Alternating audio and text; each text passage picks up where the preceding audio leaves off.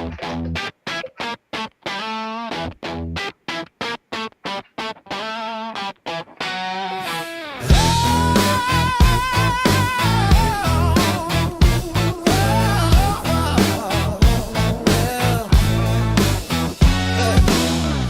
as fast and moves like a ghost. Mighty Mouse quick, but he's no boast. The judge stands tall with his heavy head.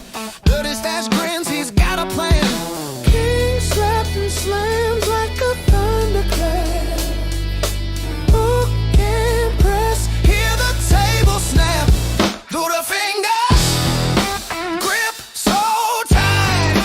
Top row dreams in the heat of the fight. Through the fingers, hold your ground. The roar of the crowd, the only sound.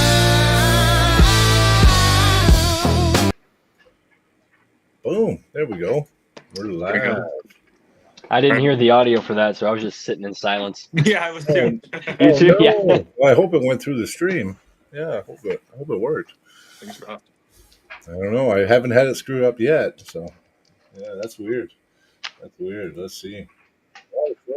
Oh, it worked. It worked. It's coming through on the other screen now. So yeah, the audience heard it. So Perfect. yeah, That's what matters. That's what matters. That's what matters. So how's Ducky? Ducky's good, man. Ducky's good. Ducky's strong. Have a couple injuries that I've been working through, but otherwise strong. Got some guys in line. Got some good guys on in the sights on target. So lots to work for. A lot of hope in the next little bit for sure. Oh yeah. So injuries, I think we all get, right? Like some are worse than others. Yeah. Yeah. Just got to roll with the punches. Yeah, for sure. They're arm wrestling related injuries. Probably. Yeah. I mean, almost all of them were in the elbow, and eventually I got to a point where like I was getting ultrasounds and like X-rays and stuff like that to like what is going on. But yeah, I was I had this one in my left, and this was the one I still have, where when I curl my wrist in, it just hurts. The ulnar. Real bad there. Yeah. And then I had this other one on my right that was kind of similar, but if I ever like flat hand and then I side pressured, the pain was immense. Something was wrong kind of pain. So yeah, it took probably almost 2 years for this one to get better, and I would say at this point this is like 99% healed. Oh, good. Left is probably like 80% healed, but that one's kind of the same thing. Like couldn't pull in a hook, couldn't not that I do very much anyway, but I couldn't even like try to work it out. But it was a bummer. But well, I know what it's all about. It sounds like the injury you had on one arm and the one you had on the other, I had on one arm together. In nationals. Yeah, like one was the UCL, which was that it really, that ulnar pressure hits it. Yeah. And then the other one is the side pressure, the flexor ligament that runs across. Yeah. And I had both of them ripped at nationals. So that's vicious. I would not want to be in that spot. Okay, give me 1 sec, guys. Oh yeah. I've got to run something with my wife. Yeah, no issue. All good. So we know how Ducky is. Who Ducky is. Who Ducky is. Yeah. And how did Ducky come to be? That's what I have. I don't know that one. Like how the nickname came to be? Yeah. It's silly. I started arm wrestling when I would have been 19, I think. It was January 20th, 2020. And at the time, it was in a garage, in Pitbull's garage. I don't know if you guys have ever been to his garage. No, but I know haven't him. I know him good. Yeah. Lethbridge's arm wrestling club was in kind of the head guy. His name is Dwayne, but he goes by Pitbull. It was all in his garage.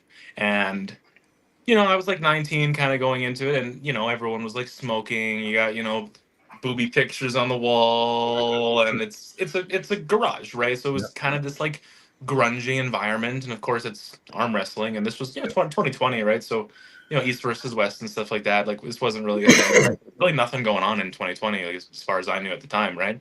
Yeah. So it was a lot of dirty trades guys just kind of going at it in the smoke, and it was just this kind of grungy environment, which was very new for me, which I like wasn't like a problem or nothing, but that's just what it was. And so after I kind of got comfortable with the guys that were there, as kind of like a ha ha tee hee shits and giggles, I wore a tank top that I still actually have, and it was this blue tank top with a bunch of rubber ducks on it. Oh, And it was that moment, bro. Like it was that day, Ducky, and it was like at first I didn't like it. I felt like it was demeaning, like they were talking down to me with oh it. yeah, yeah, yeah. But after a while, you know, I kind of grew into it. And Yeah. I mean, my name's already unique as it is, right? Ethwyn. Mhm. Most people don't really know it as it is, right? So Yeah. yeah, Ducky just kind of stuck, and I'm okay with that. You know, Yeah. I've never been the guy with the nickname. I felt like, so I was like, fuck it, you know, whatever. It was pretty stuck. It was pretty stuck because when I first seen you, I don't know if I talked to you that day. It was when Devin was down, and they're like, "Oh, that's Ducky." I'm like, "Oh, Ducky, okay." And I didn't know your name. I just knew you as Ducky. So And most probably a people don't. while. Yeah. And that's totally fine. But yeah, no, and I think it was actually I think it was Ty. I think it Yeah. was Ty. He had a couple nicknames for me actually. He used to call me Unicorn.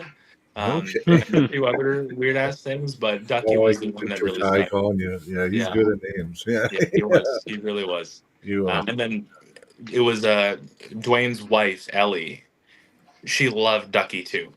And so that yeah, it just super stuck from there. So yeah, and then it just kind of became the thing. Half the time I feel like I'm introducing myself as Okay. Ducky now, you know. I'm getting, you know, Ducky on the back of the shirts. I'll put Ducky on Yeah. the little form when you're signing up for a tournament, right? And yeah, I don't mind it. I don't mind it. Yeah, it's weird. What's actually very weird? In my second tournament I ever pulled, I pulled you and you beat me. And I always wanted to pull. Yeah, yeah, it was a good win. It was a good win. I always wanted to pull you after that, but it just never aligned. Yeah, it just never Well, worked out. what class are you pulling? You're I'm super. always supers. Yeah, Yeah. I'm always supers. Yeah, yeah. Was that really- You flashed me. I can tell you the truth. You just flashed me. I never went. You were the first guy that ever just speed hit. You were the first one that I ever went against. But it was good for me, and it did a lot of good because I don't know anybody that's just flashed me since really, unless I missed the go or something stupid. But I don't get flashed, and that you flashed me. So yeah, Hey, there you go. there That you was go. Bullies in Lethbridge. That was Lethbridge. Yeah, Yeah. Mm. I think I know which tournament that was. Yeah. I think I did Yeah. okay. I think I got first in that tournament actually. Yeah, you probably did. I think I did. You were fast. Yeah, you were lightning. I remember getting mad.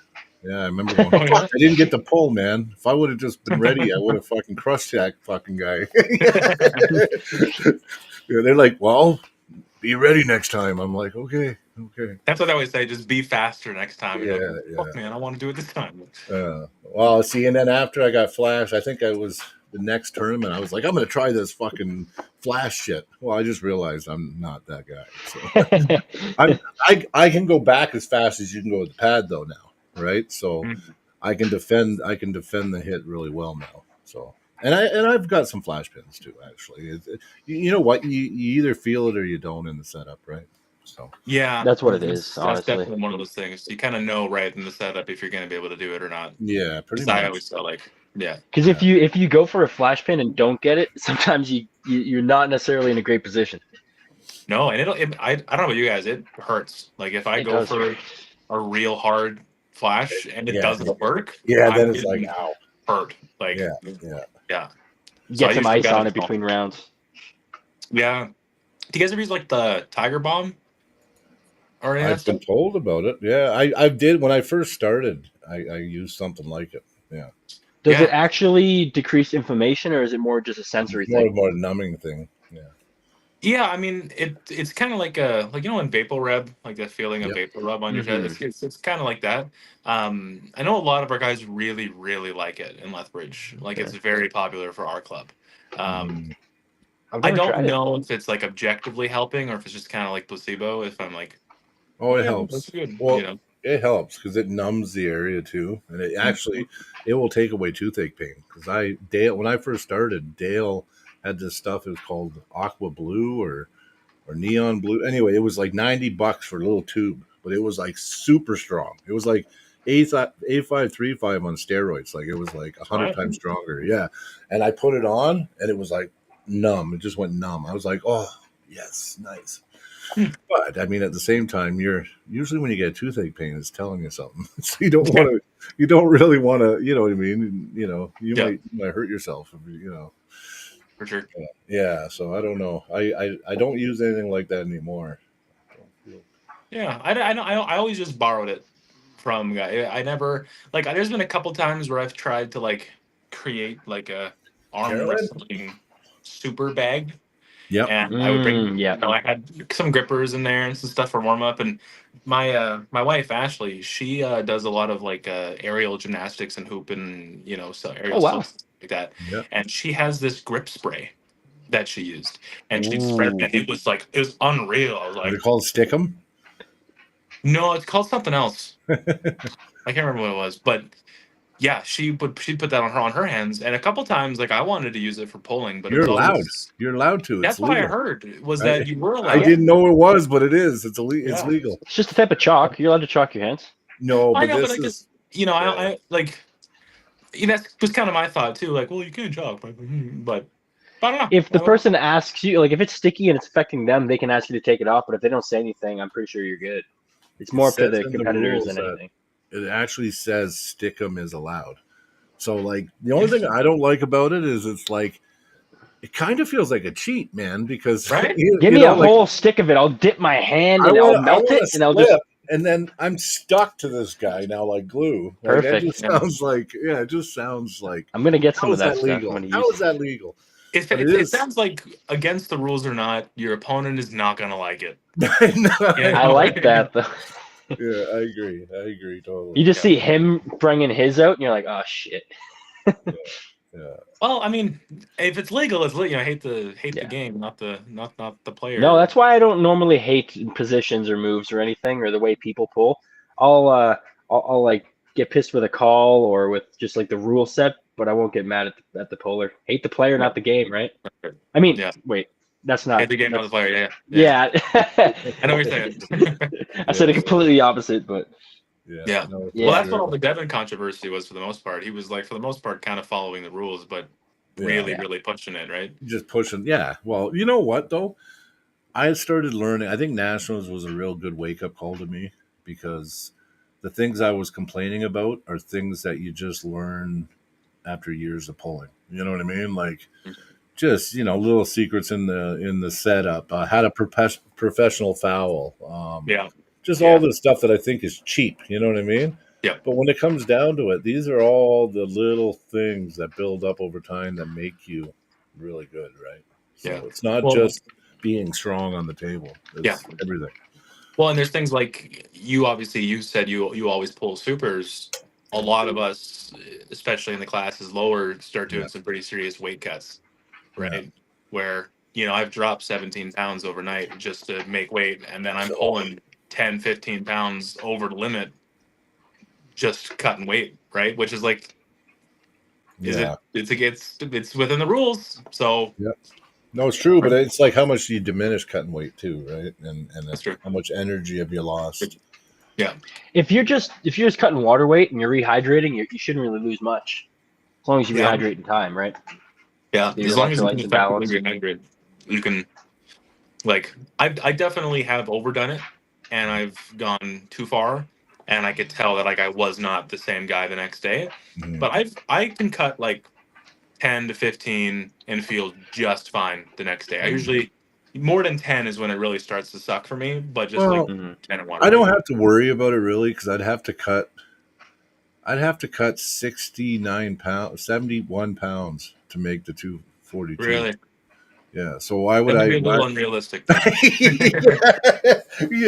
Because I'm not. I think you could get there. I think I can get down. I could lose weight over Just time. not. Yeah, I don't think you could do a cut. I think it's a bit too much for a cut. Yeah, I'm like, there's no weight. There's nothing I can do to cut. And mind you, though, we're looking at a 275 class eventually. Yeah, really? That's what we're trying to start that. I actually think that's a really good idea. I thought the 242 class was really, really good too. It is, and I think there should be a 242. I think there should be a 242, then a 275, and then an unlimited. Yeah. Only because it gets unreal eventually. Like let's say you come in, and not only that, 242 isn't every event, right? It makes it safer, less chance of injury. You don't have guys that are 250 going up against guys that are Well, 380. and you At get least it, they'll be right? 300 or close to, Well, Darren Matthews has got to be 360 minimum, right? No He's a more. strong guy, man. Oh, yeah. Oh, he's strong, but yeah, like what if you come in at, let's say, because 242 class, more events are starting to do it now, but mostly it's provincials and nationals and stuff like that. So if you come in at 235 and you got to go up against a 350-pound guy, I mean, that's kind of It's ridiculous. There's a bigger jump between a newborn baby and a 4 class. Yeah, right? It's like holy shit. Even yeah. even in the 242 class, that's the one I usually pull, and I usually, because I'm Yeah. like 249, 250 right now, Mhm. and I cut down to 240 and feel fine.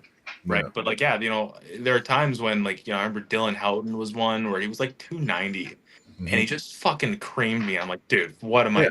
and it's like I'm a bigger guy, but I'm not like a big guy. And Yeah. so going against like the 280, 300-pound guys, it's like, what the hell's going on here? Like, Yeah. It just doesn't feel right. Totally no, fair. of Totally course not. fair. Fair fight, Yeah. Yeah. No, for sure. But it's like, yeah, I think weight classes. The problem is I mean, some events. I mean, you only have so many pullers too, right? So I understand. I mean, if you're not going to have enough to make the class, you got to combine. Hey, man, they never have my natural class ever. Yeah, Greg, you're a 242 and you're still like a 500-pounder. Yeah, get the fuck out of here, man. Get out of here. I know. I'm like, Greg, come on. Dale told me he felt like a baby in your hand last night. So, Dude, it almost looked like Greg somehow lost weight, but then gained muscle. density. Like, I don't know how, man. He looks massive. No, Greg is just dense. Like he's just really dense individual. I pulled him in Lethbridge. Yeah. Nice. Yeah, we got up there, and I was like, and I felt like literally he just like okay. Like, Dude, he's a specimen, Just man. nothing. He is not normal. On the left, he makes me feel like a child, and I'm a pretty big dude. I think it was left. I think it was. I don't think. It Oh yeah, was, it was 'cause left. only He pulled didn't- left I think he now. pulled But right. I mean, you guys think I could take him, right? Oh yeah. No, okay, obviously. I just want to make sure. Yeah. No, you no for sure, man. For sure, you totally got it. Yeah. What Well, do he you guys won. think about turning tournaments into 2 days? I'm finding these tournaments are getting long, man. Like 12-hour tournaments. Yeah. I will say so. Listen, I said something about it, and somebody didn't like it and got really angry at me. Yeah. Yeah, it's okay. It was just some messages sent to somebody else. I actually loved. I thought the last Lethbridge event was fucking awesome, and I thought honestly, I'm so amazed at how much that tournament has grown now. You know what I mean? In the last few years, but I did criticize the length of it only because, like, now that the numbers are getting to where they are, I do kind of recommend maybe 3 tables, and just running it. And I was only critiquing. I don't mean like that tournament is awesome. Of course. But when they're going till 10:30 at night, that becomes an issue, especially if you're a guy like me. Because most of the time, because I'm a super, by the time I get to pull, I'm diminished. Like especially if I'm reffing. Like you look at last year at the Lethbridge event, I ref for 8 hours or 8.5 hours, and then I had to pull. And it was like my legs were jello. I couldn't even do it. Terry almost beat me. Like, and I crush Terry always, right? Like Terry's gotten better. No, listen, actually Terry's doing good. But I mean, I'm not knocking Terry, but I'm just saying I never have a problem with Terry, and I was that tired. I couldn't, you know what I mean? So I do. I think we all agree that it has to happen at some point. These tournaments are only getting bigger. We're only adding classes, and it's going to have to happen at some point. And at some point, we're going to have the conversation of like, it's time. Amateurs one day, pros the next day. That's what I thought. Do your super matches and like your women's and your amateurs, and the next day do your masters, grandmasters, and pros. Yeah, and that's up. But I mean, then you got to rent the venue for 2 days. So now, like the cost, and then everybody has to be there for 2 days, or the numbers are going to drop in half, right? Because Lethbridge does. Well, nice thing is Lethbridge doesn't pay for the place; they actually get that donated and sponsored by them, and they also help out with the tournament too. So in that situation, why not run it 2 days or run it 1.5 days? Right? Knock your youth off and everything, and your super matches on the one day, and then whatever. Then it gives the guys who do the super match a day to rest if they actually want to pull in the tournament too, right? Yeah. I But think it these are was good ideas. These are good ideas and good to think about, right? Going forward. there was a tournament in Sylvan Lake a couple of years ago, and I may be misremembering. The Torque Torque tournament? tournament? I think so. Yeah, Yeah, that's one where they all They don't Ontario. remember. Didn't they do the weigh-ins and the super matches that night? They did it the day before, yeah. Yeah, that was a little better because I remember the tournament. It was like a pretty sizable tournament. Like it wasn't like massive, but I think it was a decent size. And it's I still think we were cleared out by early afternoon on the Saturday. Yep. And anybody who did have a super match the previous night felt was able to Yeah, they felt decent. to compete the next day, which I think is Yeah. is Well, the Perry does that with Battlezone too, right? He'll run all the super Yeah. matches the night before on the Friday night. Yeah. And I think, when you're having if you're going to have like 5 super matches or more, you should do them the night before on the Friday Yeah. night.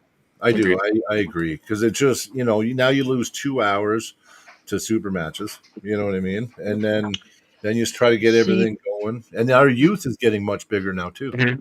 There's another fix for this, and believe it or not, the fix we're talking about rarely gets done. The fix I'm about to talk about is usually what happens is they usually just consolidate weight classes at that point. They'll be like, okay, there's only boom to boom. There's like 4 weight classes now instead of 8 or 10. You know what I mean? Yeah. And that speeds stuff up. It does. Because you have a lot of guys who just get blown through because they're pulling guys two weight classes up sometimes, right? Doesn't happen here so much, but in the States, they do this in the States a lot. They do in the States, and I think that's why they get low numbers, like 80 entries and shit sometimes, right? Yeah. Because You're forcing guys to pull up every time. Like we did a fun backyard one. Well, I guess I did it. It was at Stu Bellick's backyard, and I only ran 4 weight classes, and it was still a lot of fun, right? Zach, you were there. You had a super match. I had a match with James Wisniewski. Yeah, that's right, James. Yeah, that was the first. That was what. Yeah, and he was so mad at your press. I remember. But yeah, but it went really good. I was actually surprised, only having 4 weight classes, how good it went, and it went really good. So, I mean, in smaller numbers, it works, right? But when your numbers start getting larger, it doesn't work. It doesn't work. Especially guys that they're serious about competing, and it's not fair to pay an entry and have to go against somebody. On paper, though, it goes from being, okay, if we have 10 weight classes, the amount of time it's going to take is X. If we have 4 weight classes, that's half the time. That's the quick math people do, right? Yep. Greg, and it just makes sense in the moment sometimes. Dustin Leach, yeah. Greg's reminding you got a match coming up. He's got matches the next week too, don't you, Zach? And Lloyd. Yeah. Crazy guy. Oh. Yeah, 2 weeks in a row he's got super matches. Yeah. That's not a bad idea. 22nd start the kids' amateurs at 10. Yeah. Yeah, if you can, you know what? If you're going to organize an event, why not, right? Like, but I think innovation is due for we're getting kicked out of venues at this point. Like at the place in Lethbridge, they're like the minors. They let go of the minors. I think it's like 9:30, and you end up creating this weird space for like, there are parents that are competing that have their kids there, right? Or even Mayhem 2023, I think it was. Like the mall was closing, and we were like still wrapping up the last 2. That was stupid though. That year was stupid. I said I'll never go again. Actually, that year. After that, really? Yeah, I was like, that's stupid. I'm never doing that again. That was a rough one. Fun is, the one. Okay, yeah. We did do a casino. Deerfoot in a casino. We did an event. It was an international event with Uzbekistan, and Jared Freeman pulled Travis Robertson. That was a fun day, man. That was awesome to watch. And we did an open match. And we did an open class, and it was the most fun ever, man. We had like 30 something people jumped in an open class at the end. Single elimination, and it was funny because basically all the small guys got massive guys. It was hilarious to watch. You pulled Jaden. Yeah. Yeah, well, I lost. But you did good, though. You were in the match. Yeah, it was good. I had a lot of fun. Yeah.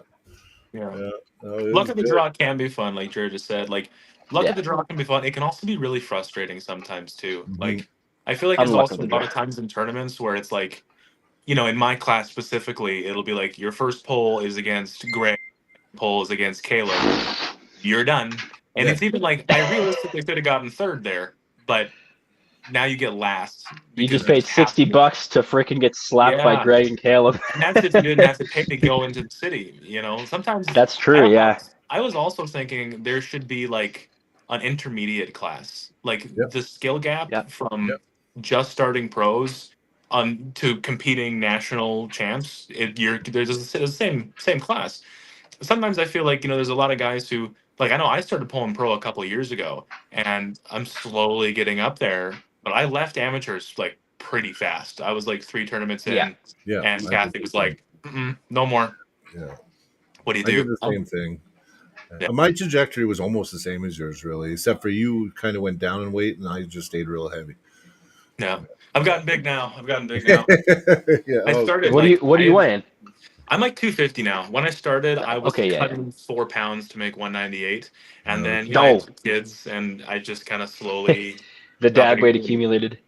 Well, Well, yeah, good. I I can felt like I pull was you still again growing one in my day. frame. Felt like I was still Yeah. kind of I'm 23 now, right? So I just kind of felt like I Yeah, was you're not such a done young puberty buck. yet, and it was just getting Yeah. thick, and Yeah. now I sit like very comfortably at like 250, like Nice. So my the natural activity. 242 is perfect for you, and that Yeah, means you'll be 1-0 against me forever. You'll have a winning record forever against me.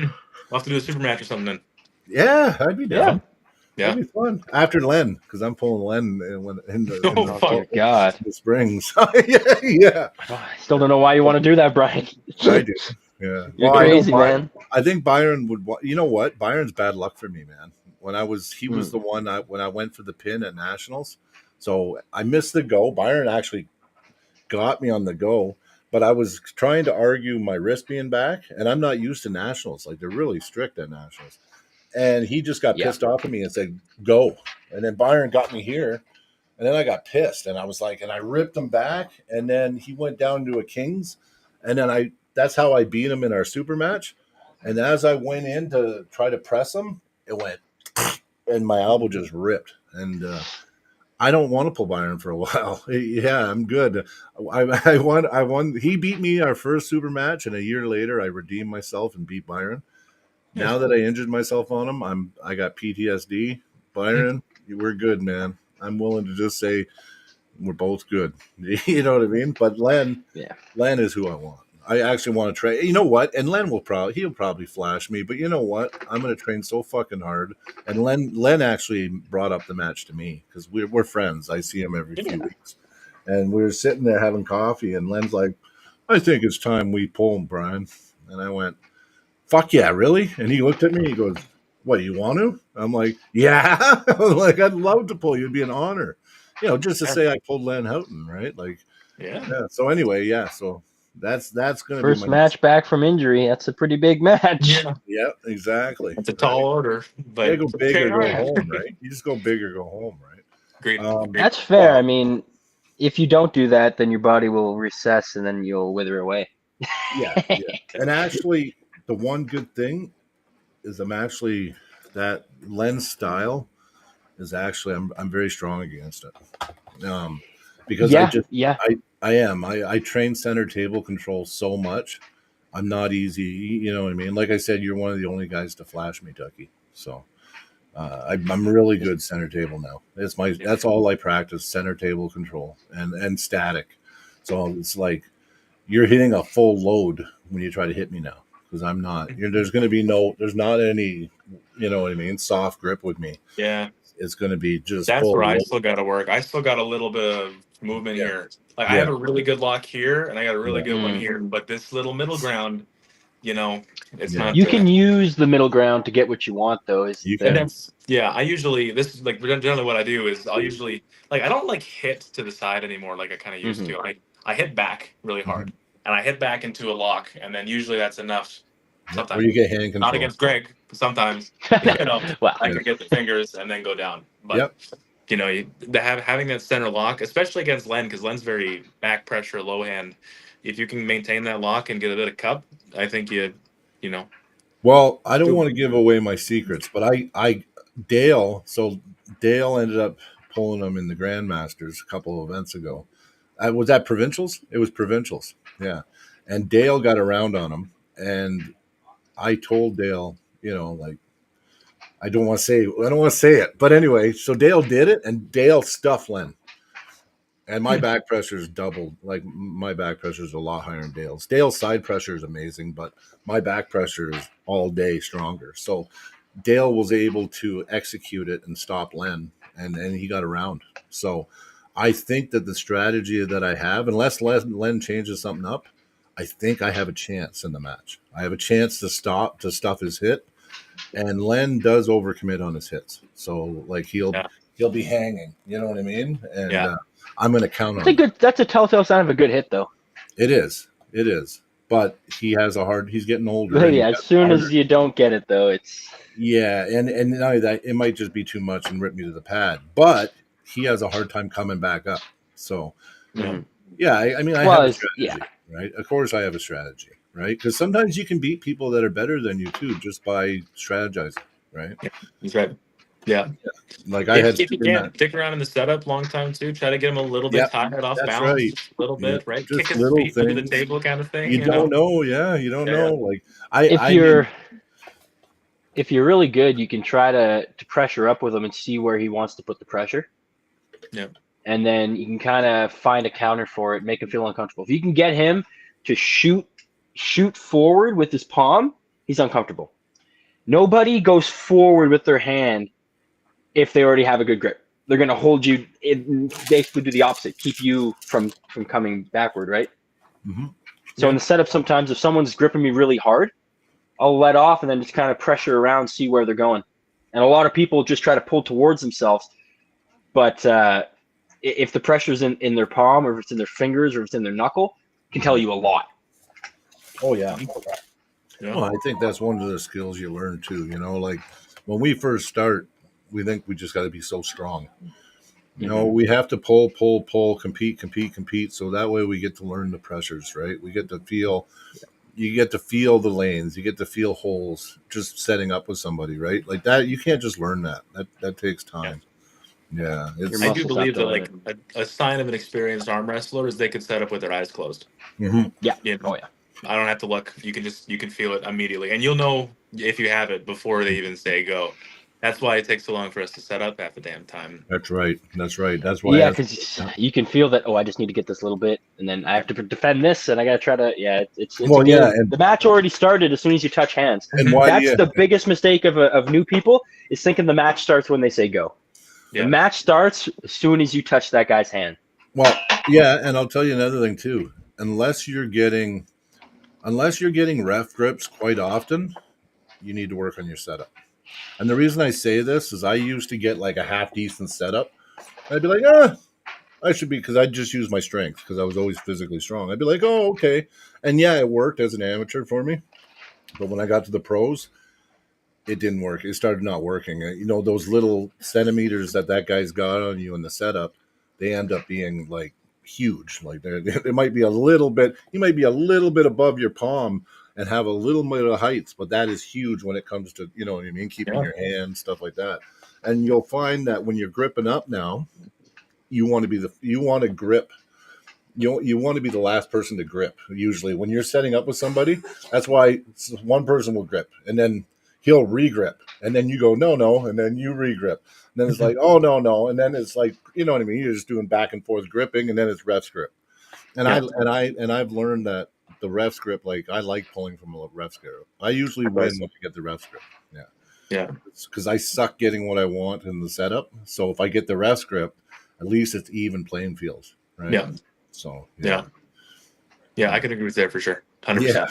Yeah. Like, Byron, he was somebody. The reason that I had such a hard time with Byron is that he's got the death grip. So he literally, our first super match, I'm not even lying, he literally gripped my hand and I was black and blue bruised on the top of my hand. That's how he just clamped down. So I can't get shit, right? You know what I mean? So I had to that was what I couldn't figure it out with him. I'm like, how do I beat this? He's got a grip of steel, this guy. You know what I mean? Like, just bite, you know? And then finally I'm like, okay, ref's grip. And then I started getting the ref's grip and then I beat him. So, Nice. If it wasn't for the rest grip, I think I would have lost that match too. So Yeah. yeah, Yeah, I always find I get rest grip, and then I like probably 90% of the time I can slip into a strap. yep, Then I Mhm. feel like I can play with the wrist a little bit more in a yeah, strap. So someone who does just have the big grip or the big, just they go so far deep into your hand, yeah, strap can help you a little bit there. But a yeah, lot. you got to know how to get to that too, and a lot of those new guys don't. Well, yeah, and slipping hurts sometimes. Yes. When I used to slip, I used to mess myself up. My flexor ligaments would all get screwed up because I don't bend very well. That's as far back as my hand goes. That can't go back more. So, and even forward, Really? that's it. Yeah. So I don't bend. I have calcium deposits in all my joints and shit, and I don't bend. So when I do slip, it hurts. Yeah, it always hurts. So that's why a lot of my matches don't go to straps because I want to slip, but I end up just going for a weird pin, like gripping the thumb or something Yeah. weird. Yeah. Interesting. Interesting. I'm thankful I got decent flexibility, so I can get down to 90. Yeah. And Yeah. That's crazy. I can't see. I want to be able to. I can't do normal push ups now. When I was young, no problem. But now my wrists do not go. Like I can't do push ups. I have to do finger push ups or fist push ups. So, and well, the finger push being ups are 23. good. Yeah. Finger push ups are good anyway, right? Yeah. Yeah, For just grab some dumbbells and press like that. Yep. yeah. Yeah. So, but yeah, no, it's weird. It's weird. Yeah, I wasn't really blessed with flexion. Like I had Sandris was my coach for a year, and he would always like every time I sent him videos of my lifts, he would like put a picture and like do a little loop to so that way that I more. And he goes more flexion, more flexion. I had to write to him. I'm like, I don't have more flexion, man. Like I can't. Like you're talking. I would have to break my wrist to have more flexion. And he just never. And every time, didn't matter what I told him, he would tell me not enough flexion. So yeah, I was just like, okay, I'm just gonna have to put up with it. So yeah. If you physically can't, you physically can't, right? No, it's just physically good. He said if I keep doing it, it'll get better. But I'm like, okay. So I try. I go to my max, but it never gets better. It just stops, right? There's like actual bone inhibiting it, right? So Yeah. yeah, it's because of years of factory work. I did a lot of like impact stuff and jackhammer stuff, and it was just a lot of just caused a lot of calcium deposits in my joints to like calcify a bit. So just from working, yeah. Interesting. But I think it's a perk anyway. I think if my wrists don't go back very far, that can't be a bad thing, right? Like, There's an argument with that too. Yeah. yeah, I mean, Less yeah, pronation for them. I Yeah. just got to look at it positively. That's all. They say Yeah. focus on the positives, not the negatives, right? Yeah. Glass half full, kind of it, right? Yeah, yeah, that's Kind of like right. with what's it, Devin, whose arms are only bent Yeah, up as far. he's like a T-Rex. Yeah. You Yeah. know what? My arm is actually starting to get that way. Actually, my that elbow right? started to heal. Yeah, Oh and I yeah. can go straight on this arm now. This arm, perfectly straight. This arm, it's not bad, but it's not straight. It's not straight. I had like 2 months where my right arm was really crooked, like it wouldn't go down. It was almost like I'd say like a 75-degree angle, wouldn't go lower. And eventually one day I was like moving it, and it popped, and it finally went down to like close. Oh wait, 70 degree. My bad, like 170-degree angle. But now it goes down to like almost 180. Nice. Yeah. Yeah. I did on my left for a little bit too, where like I could only get to like here. Yeah. And it would kind of would hurt if I tried to push it, right? Yeah. If I was on, like a table and I tried to like just ream it up, like it Yeah, would yeah. hurt, right? And then yeah, kind of the same thing. Eventually, one day, it is like okay, and It's then working. you're able to Well, get you're it. lucky. Yeah. Yeah, Yeah, I try to I'm- stretch a lot though. Like I really try to pay a lot of attention to recovery and stop that kind of stuff from happening because I need to do more stretching. I do a lot of blood flow. So I do the blood flow I do every day, like 7 days a week I do blood flow. So and since my elbow injury, because I didn't have surgery, it's been blood flow, blood flow, blood flow, blood flow every day.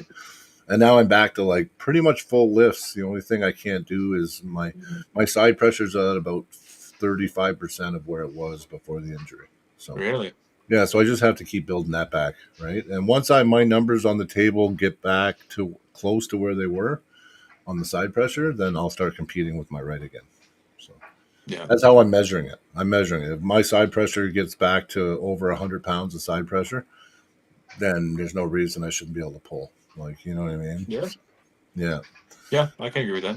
Yeah. Well, because if I'm doing over 100, if I'm over 100 pounds of side pressure on even like on the table, like with my pulleys and stuff, well, then that means that it's holding up, right? And most of the time with good back pressure, you only need about 60, 70 pounds of side pressure to finish.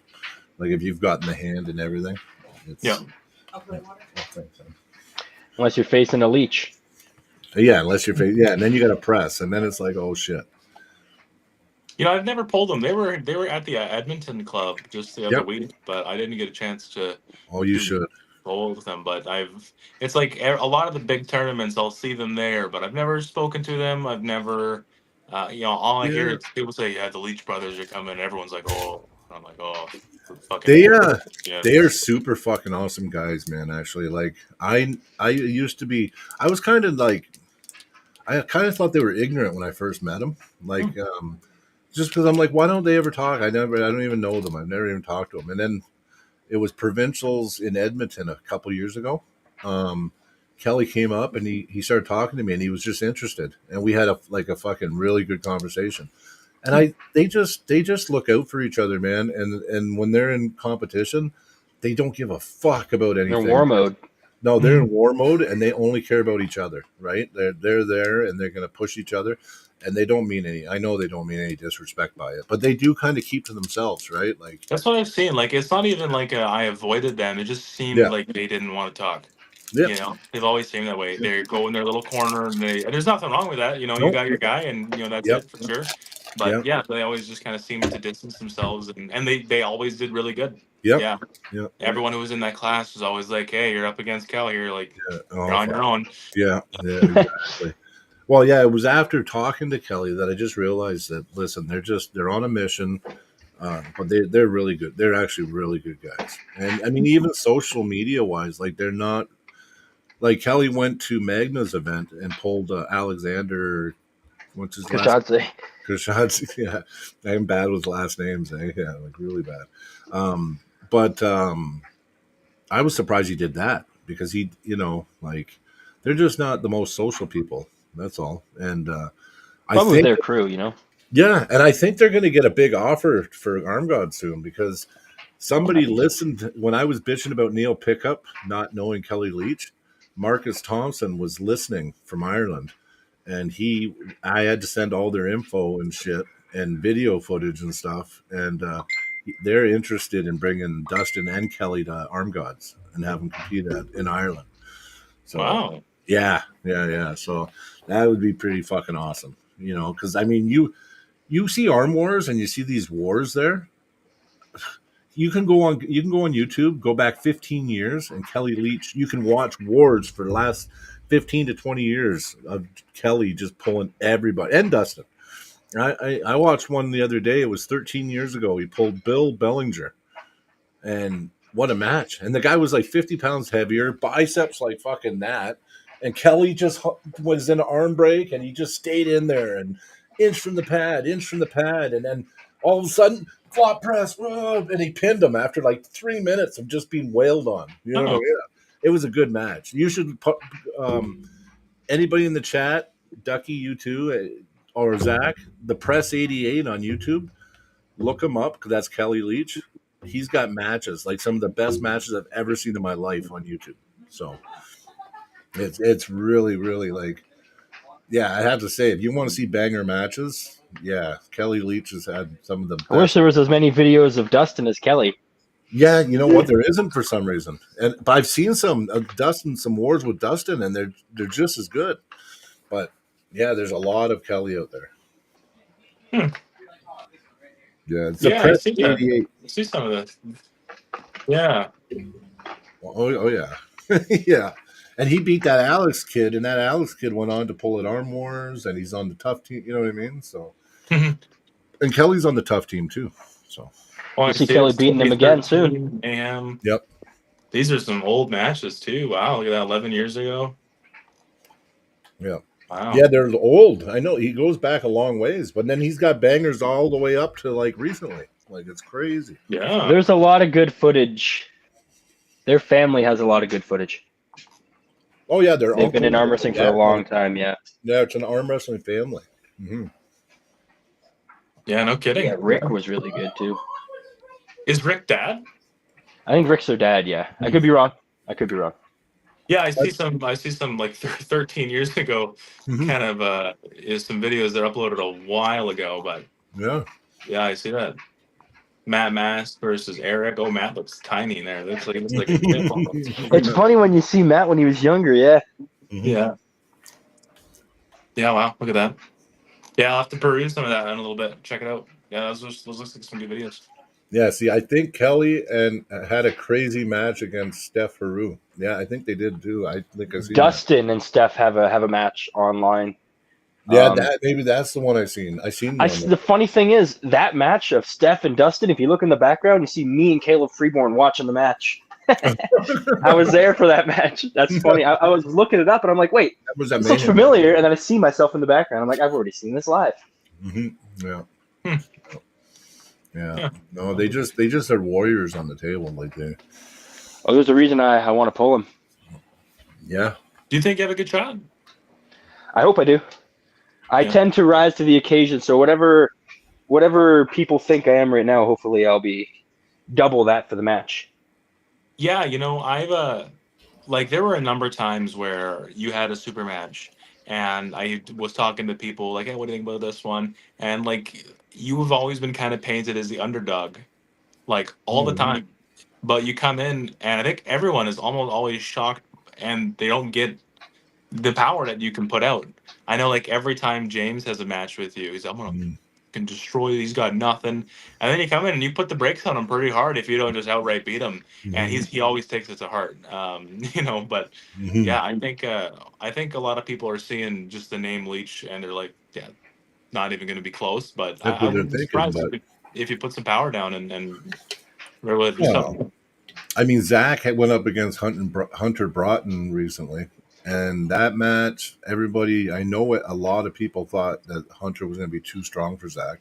I actually knew, I knew Zach had the match just because Zach's not only strong, he's actually like really smart on the table. And he feels like, I'm speaking for you, Zach, I'm sorry. But no, man. He really feels like pressure's in the hand really good, like better than most people. Like, and I think it's what really, because Zach, he tends to do well in the setup, and he tends to know like when to bail when he doesn't get the setup. It just seems like his table IQ is pretty high. It's definitely pretty high. Yeah. Well-rounded. I'm 300 pounds. I pull him out of straps. He does some ninja shit to my hand sometimes, and I'm just like, I laugh my ass off because I can't believe that Zach is like blocked me and got above me, and like, yeah, it's just like, I'm like, really?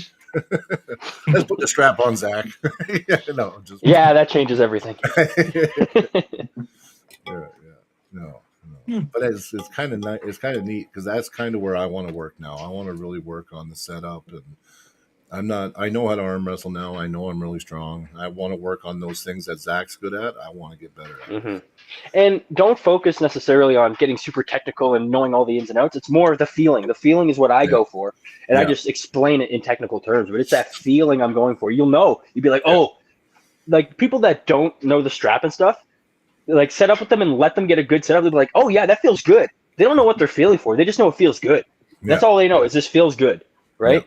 That good feeling doesn't lie most of the time. If you follow that instinct, you'll usually get to good places in arm wrestling. See, and in the strap, I get that good feeling a lot. But at a strap, remember that. Remember exactly where you are when you get that feeling. Yeah. It's usually when I got that good bind and I can feel the strap on the back of your hand. That's when I'm happy. Yeah. I want to make that connection. I want to feel that pressure on the back of your hand. You know what I'm saying? Yeah. It's weird. It's like, how do you feel that? You just know. Like when you wedge it, it's just like driving a car. You can feel the tires. You can feel everything because you're connected to it, right? Yeah. No, exactly. Once you're connected, you can feel. Yeah. The Drew. Yeah. He's turned into a good arm wrestler. Did he say he was number one in Nevada? Hey, Drew. Didn't you say number one in our hearts? Yeah. I seen him posted he was number one in Nevada or something. I'm like, wow. Hell yeah. Cool. Nevada. Pretty damn good. that like Las Vegas area? Las Well, Vegas is Nevada, Yeah, Just yeah. it's in the thing is like Las Vegas is in the middle of a giant, massive desert with nothing near it for a long, long, long ways, and then like there is other Nevada out there. Boom, there's a But, big champ. Massador. That's somebody that I'd like to get on the pod here soon. I would like to pluck. You can. That's the only road in the States that you can still go infinite speed on. Hey, the one in Nevada. Really? Yeah, you can. There's still no speed limit on that road in Nevada. Oh, that's cool. Oh, Yeah, there used to be one in Montana, but they took it away. Now it's only there. kind of like the Autobahn, like Germany. Yeah, well, the Autobahn, it's you cool, get fined if you go too slow. If you go The under, Autobahn's cool. yeah, if you go Autobahn's under, real I cool. think 120 or something, or 130. If you go under that, you get a fine for going too slow. Yeah. Yeah, I know. Interesting. That'd be nice. I'd be Yeah, like, you can go I could 160 enjoy and some of that. cars will fly by you doing 240. Like, I'm not even lying. It's stupid. There's a speed minimum, not a There speed is limit. a speed minimum. No, it's a minimum. If you go too slow, because you're an accident because they can't slow down fast enough to not hit you when they're going 240, right? So yeah. We have speed limits. Yeah, No, there's Drew. There's a single car. road in Nevada that doesn't have a speed limit. From what I've been told, maybe they took it away, but it's apparently it's near Vegas. There's a road near Vegas that apparently has no speed limit. Is it 234 plus? Is that the weight class? Yeah, 234. That's Is that for tough? Yeah. What, Aries. Yeah. Airs. Yeah. Yeah. It could be Ayers or Airs. Or Aries. Some people call it Aries. I don't know. That's just terrible pronunciation. I know, but I've heard a lot of people call it that for some reason. Yeah. That's weird. 234. That's like 106 kilos. That's just really weird. Yeah. That's a weird class. Well, anything above it. Oh. Anything above it's one class. What? Mm-hmm. That's so Well, it's not weird. like I don't like that either. Is it like two classes? Either you're under or over. Well, you're either they have lots of classes, but it's 234 pluses. That's their after that. That's heavy. It's yeah. Oh no, I mean, like, why not? The plus would be unlimited. Yeah, unlimited. Yeah. There's a 234 is a weird cutoff. Like, you think it might be like that's not imperial or metric. That's a weird number to stick at. Some team, he just thought it up. He's like, "Fuck it, 234." Fucking this number. It's in the middle, man. Maybe he was 233, and he's like, yeah, exactly. Yeah. Okay, so apparently it is pronounced Aries, but that's just because it's a made up word. So whoever made it up just didn't pronounce it right. I don't know. Yeah. Like phonetically, that makes no sense. But then again, it's just a name that was made up. So I mean, it can be whatever it's it wants. pronounced Aries. Yeah, Aries. Yeah. I was told that too. I was like, I don't know. Boom! Scott Evans in the house from Utah, right, Scott? Utah, Scott. He was on big U.S. audience, eh? Yeah. Oh, yeah. We get a lot of good people from the States hop on here. It's nice. I got to get down there. I was You talking should. to Montana guys about getting You down. should come down with us. Like we go a couple times a year. Yeah. I don't have a passport. I really got to get on that. It's not. It's not hard. I'll co-sign you. No. I'll sign for Thank you. you. Yeah, I was talking with Dana a little bit, and we were. I was gonna say I could also sign for you because I've. Yep. Technically, I met you like 4 years ago. Yeah, technically, I've known you that long too. I have to known you 3 years or longer, and I've known you 3 years for sure. Yeah. I'm trying to get out of Alberta a little bit, kind of see what the rest of the world has to offer to something. I think there's, and I know some of the stuff in Montana. They got some really good production value going into some things. That You've seen our events that we're at, right? Yeah. Well, with the best. The MAB. Meet those guys. Yeah. The MAB is doing huge things. Yep. Oh yeah. I want to go down and meet because when I talked to Cody said that we got to go to Utah to one of their events, and I'd like to go down there. Cody's got like this beautiful acreage and shit, and it just looked beautiful. Yeah, I'd like to go to Utah and try that out. Oh, Cody Wood? Yeah, Cody. No, Cody Merritt. Oh, I was gonna say I think Cody Wood's also Utah, isn't he? No, I don't know where he's from. Yeah, I could be totally wrong. I know Scott Evans in the chat is from there, and I seen him on a podcast. Which podcast were you on last night? I just seen him last. Oh, he was on. Baby, that's fair. He was on Matt Hollywood Connolly's podcast last night. That's where I seen him. Yeah. We'd like to get you on here, Scott, if you wouldn't mind. I was cracking a thing saying you'd be the second guy from Utah we had on the pod. So Brazing Cup. Oh, that'd be awesome going to the Brazing Cup. Brazing Cup's there. Yeah, exactly. That'd be really good.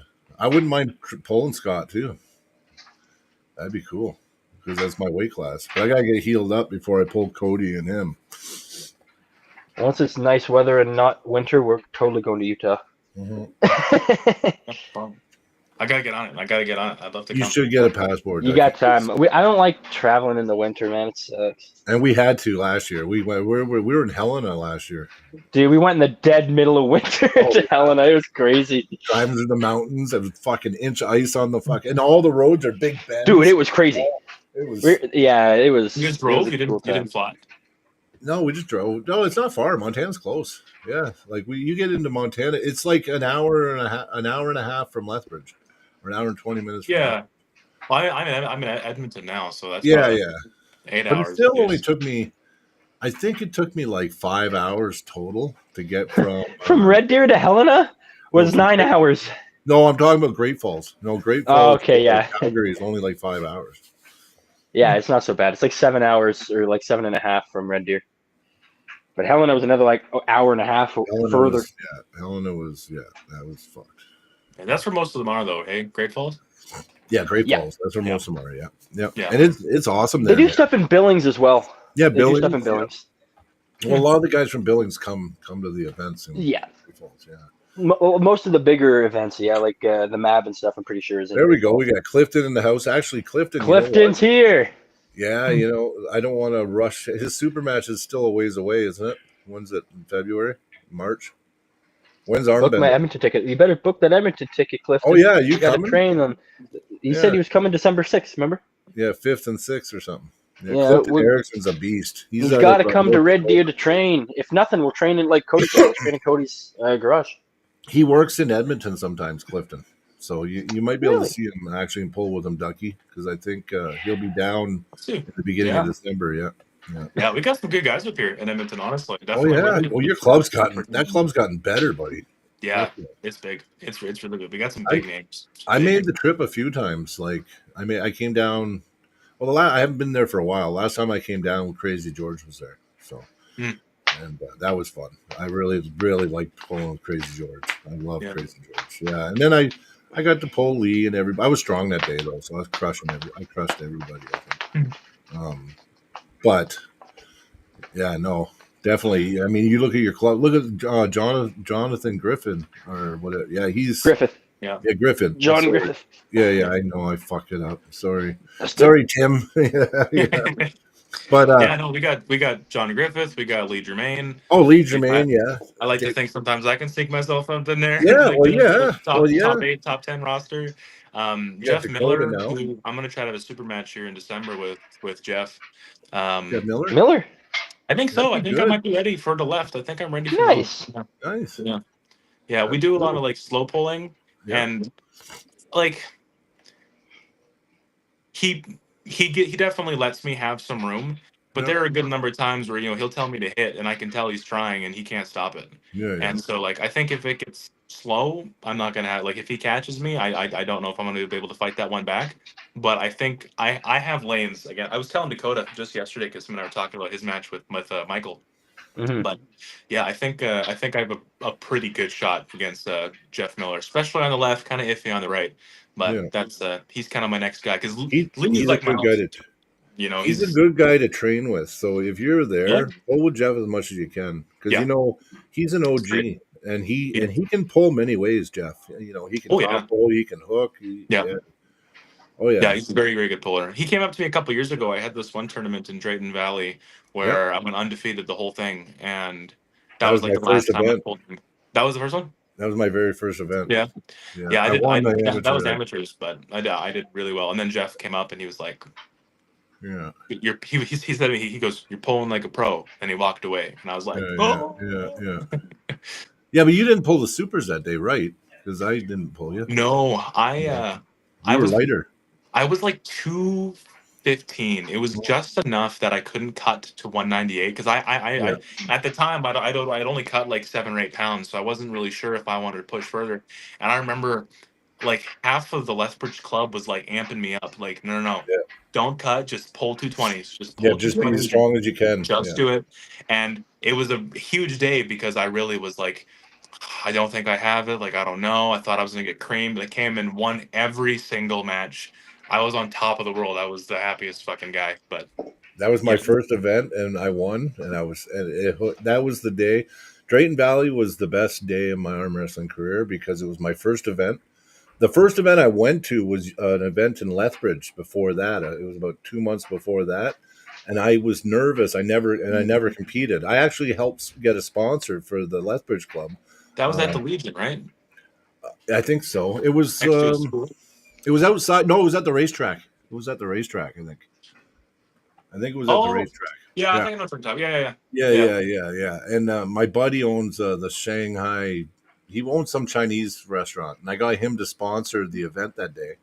And then I went to the event, and I was too nervous to pull. I was like, because I just started training with the Red Deer Club and everything.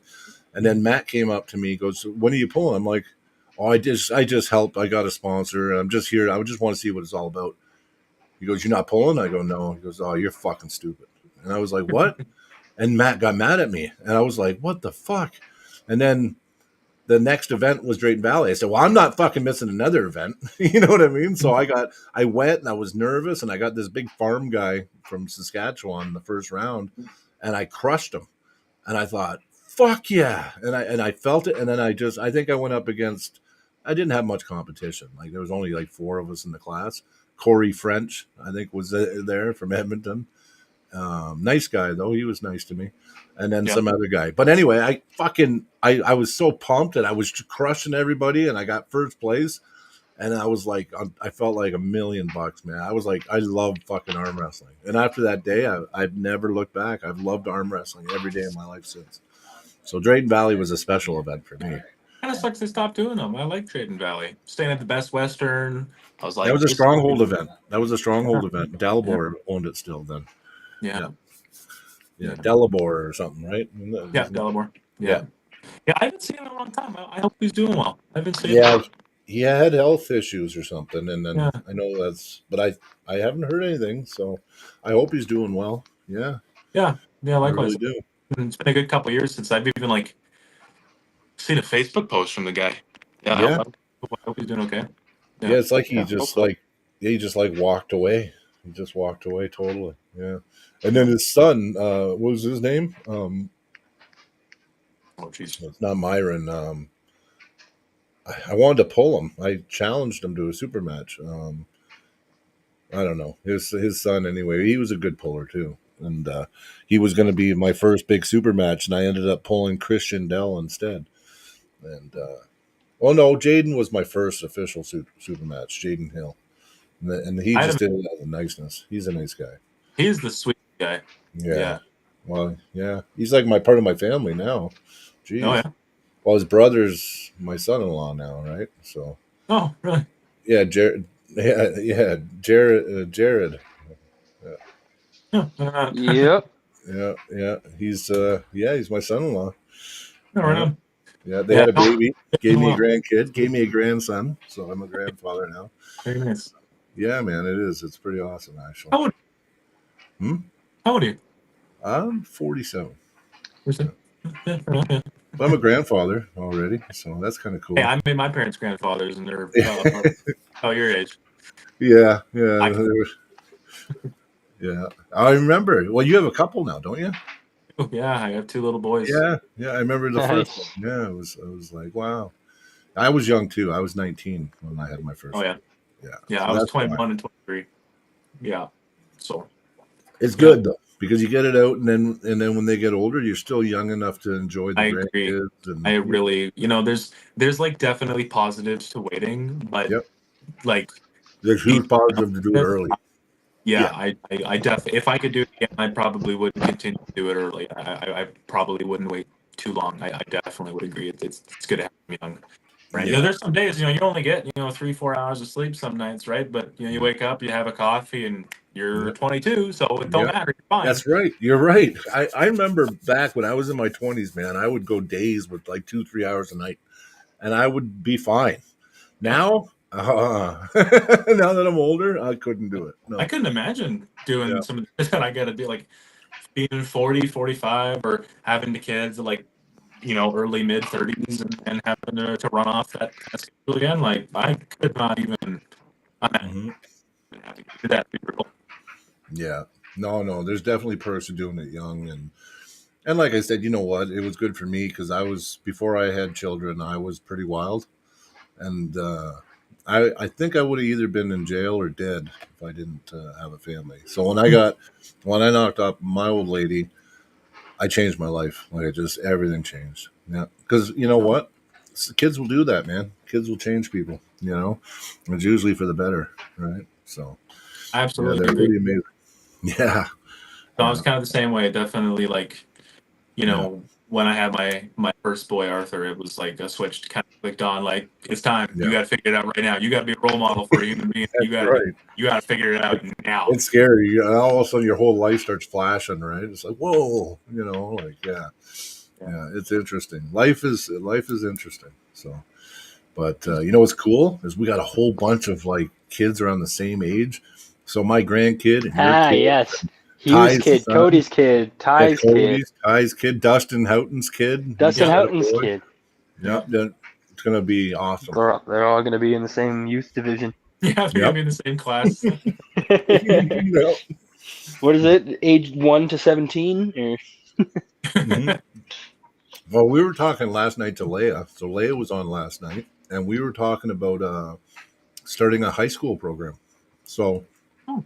I'm already started writing out a pitch, Mm-hmm. and yeah, and I did contact a high school back when me and Ronnie were partners, and they were interested. So yeah, like even you guys in Edmonton, somebody can get if we can get something going here, and maybe a high school or two in Red Deer, and then in Edmonton, fuck, we could do amazing things. You imagine if we had like a after school program for high school kids, and then every 3 months do an event for the high schools in the Yeah, area, and then the winners we can do like a high school provincial, like kind of like high school wrestling.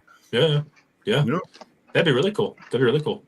Mm-hmm. That'd be great, especially to Well, get some more people into the sport and get some kids. well, I don't think that we're attacking growing the sport right. I think if we focused in on stuff like that, Do that what would be everything it. else, every other sport has done to get big. Instead Mm-hmm. of trying to do it our own way, let's just do it the traditional way.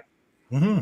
Yeah, yeah. Because I mean, now you're bringing in young people, and social media has been friendly to us right now with arm wrestling. You've got like the Arm Whisperer, or you got Devin, you got School, all these people.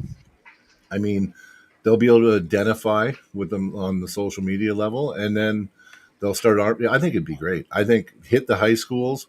Every high school kid's got an alpha. Alpha, they're full of hormones. They want to show you who's strongest, right? I was like that anyway. you know.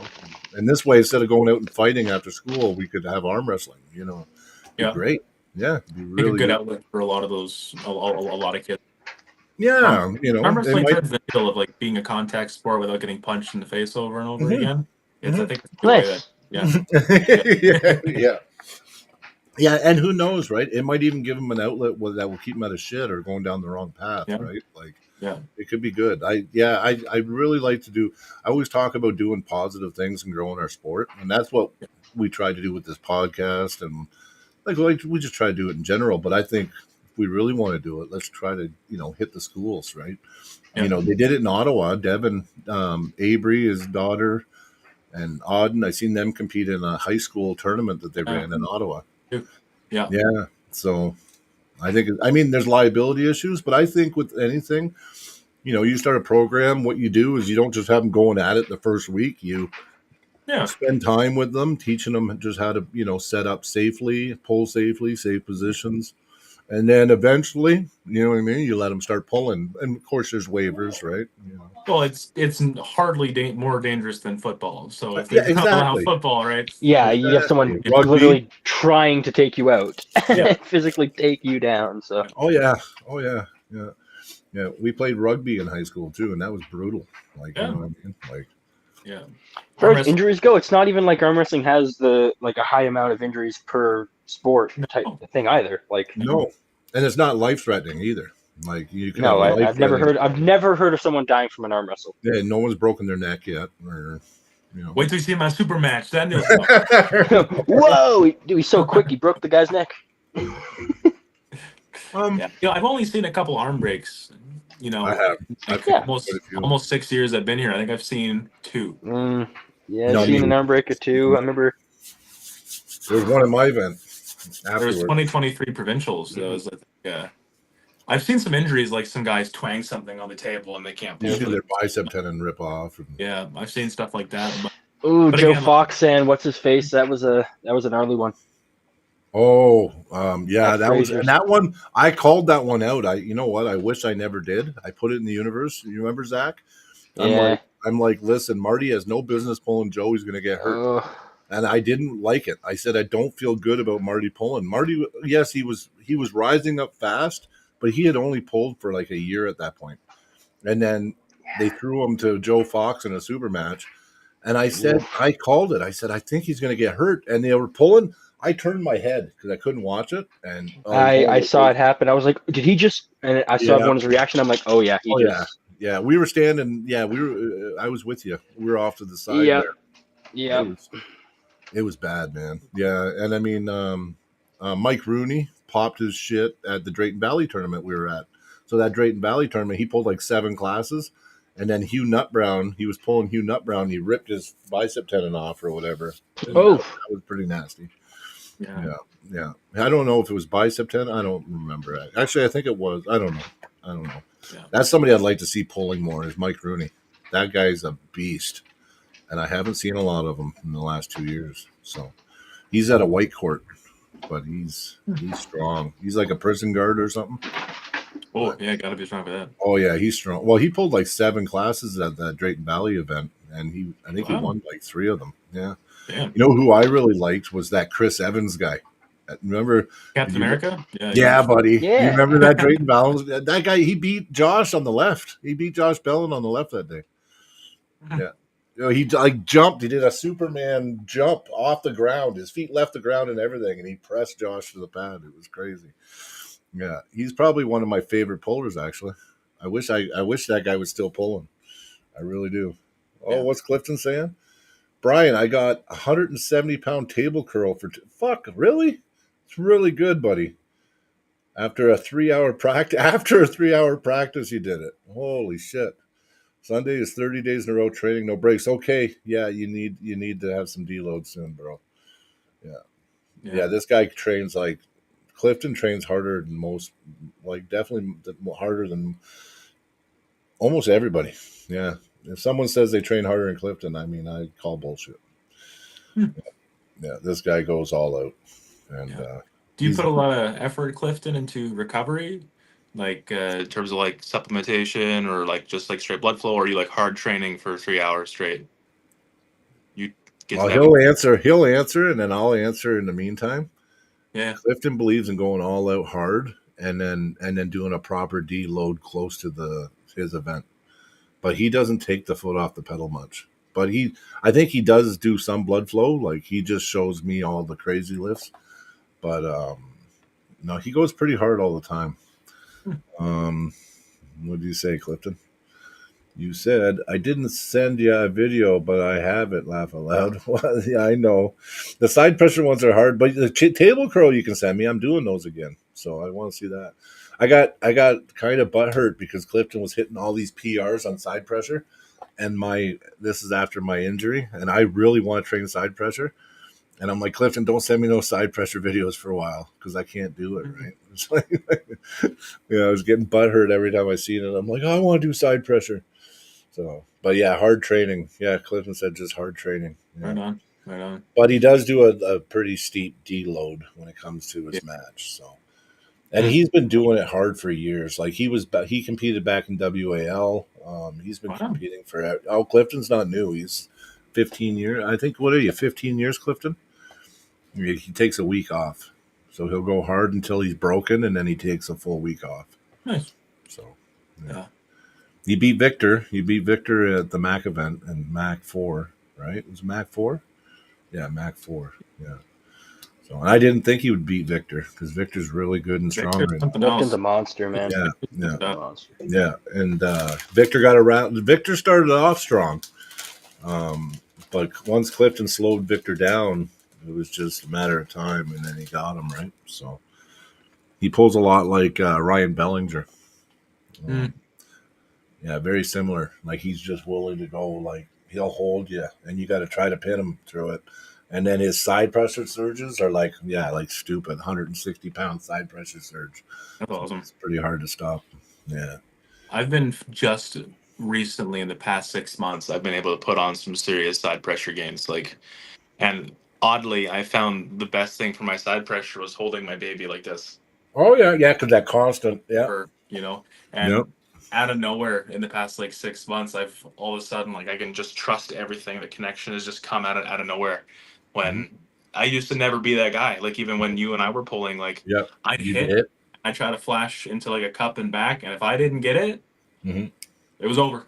Yeah, you're done. Yeah. Yeah. But now, like even at practice, there are a couple guys who are taking my hand, and I'm kind of surprised myself. I'm not going down when otherwise I absolutely would have thought I would. I actually beat this guy Ryan in the Lethbridge tournament.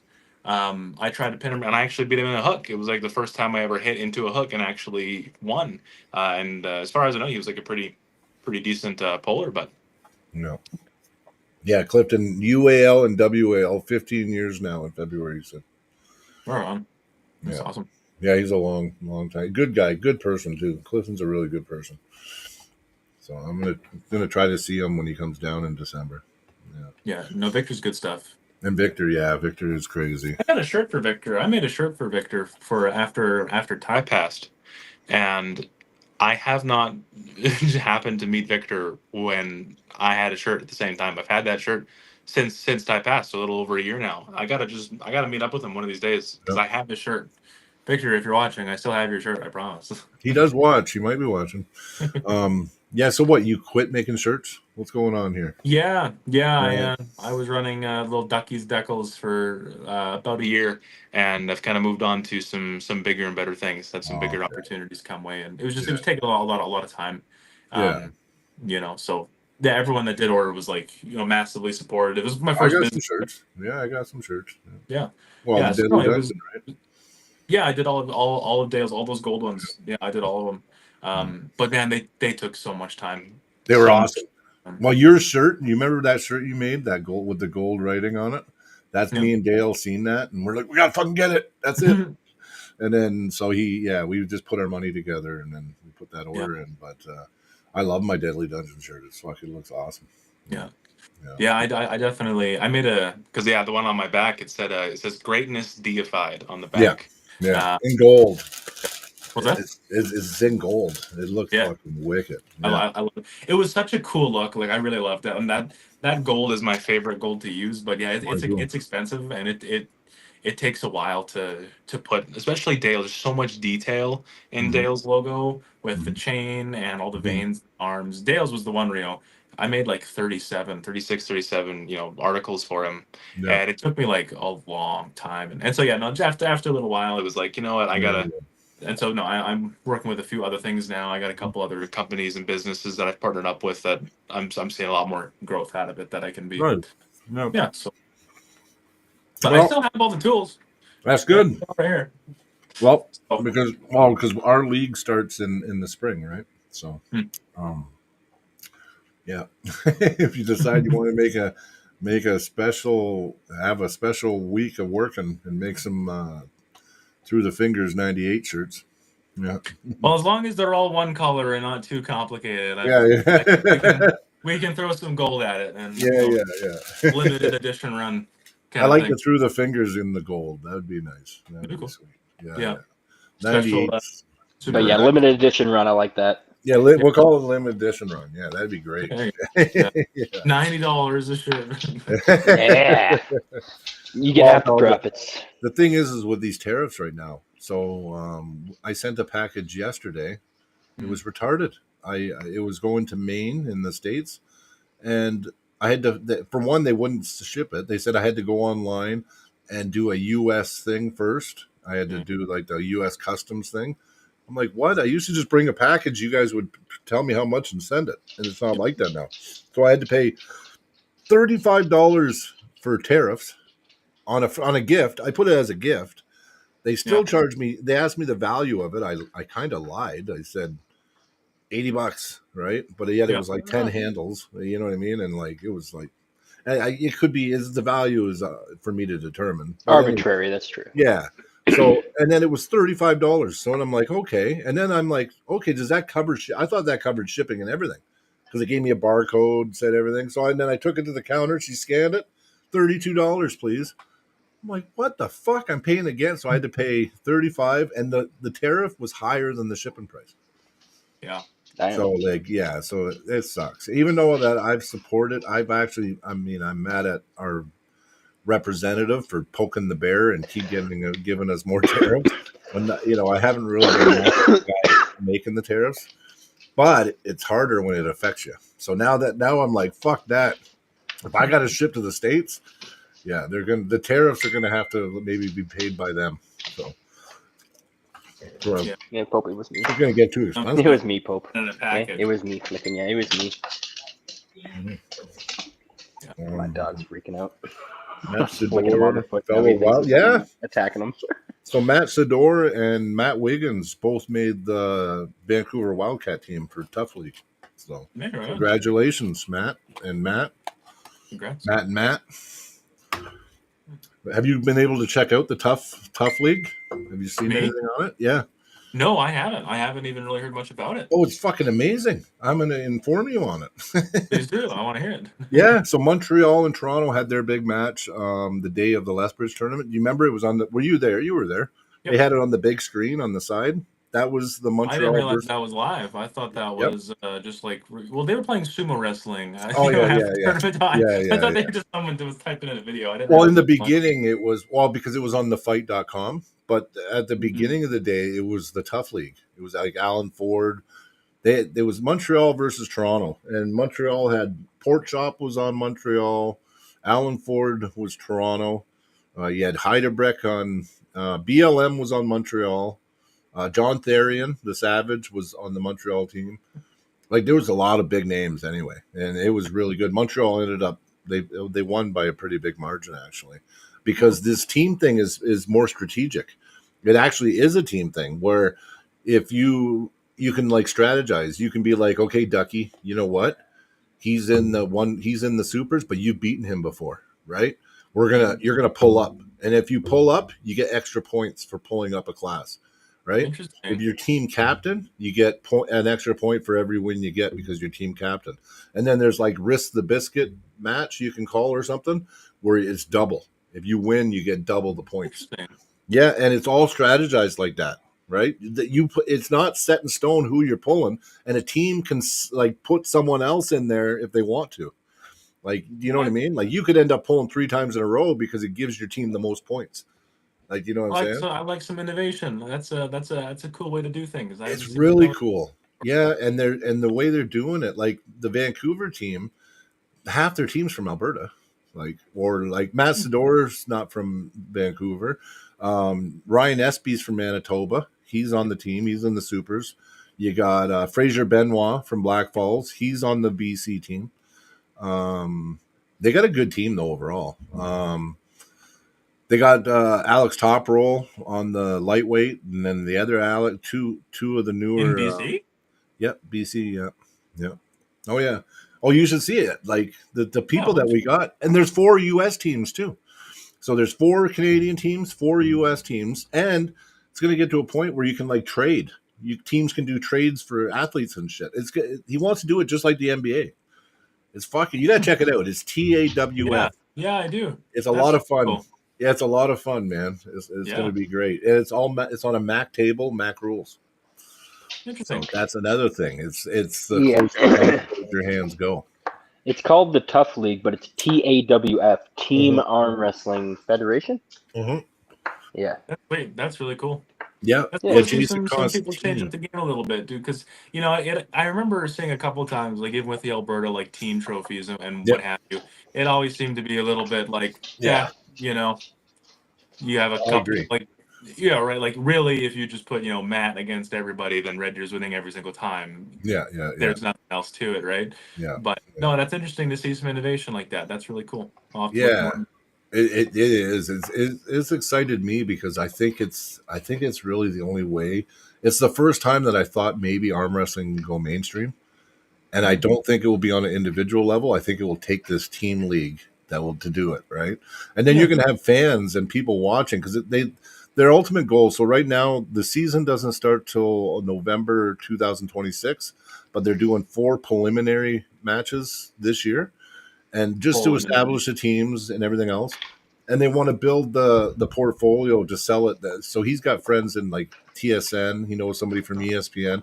They're going to be trying to sales pitch it and get it on ESPN or TSN. Wow. Yeah, like it's going to be big and it's paid. So if you make the team, like your travel, hotel, that's all paid. Everything's paid. There'll be salaries. Really? It's fucking cool. Yeah. That sounds like the place to be. I gotta.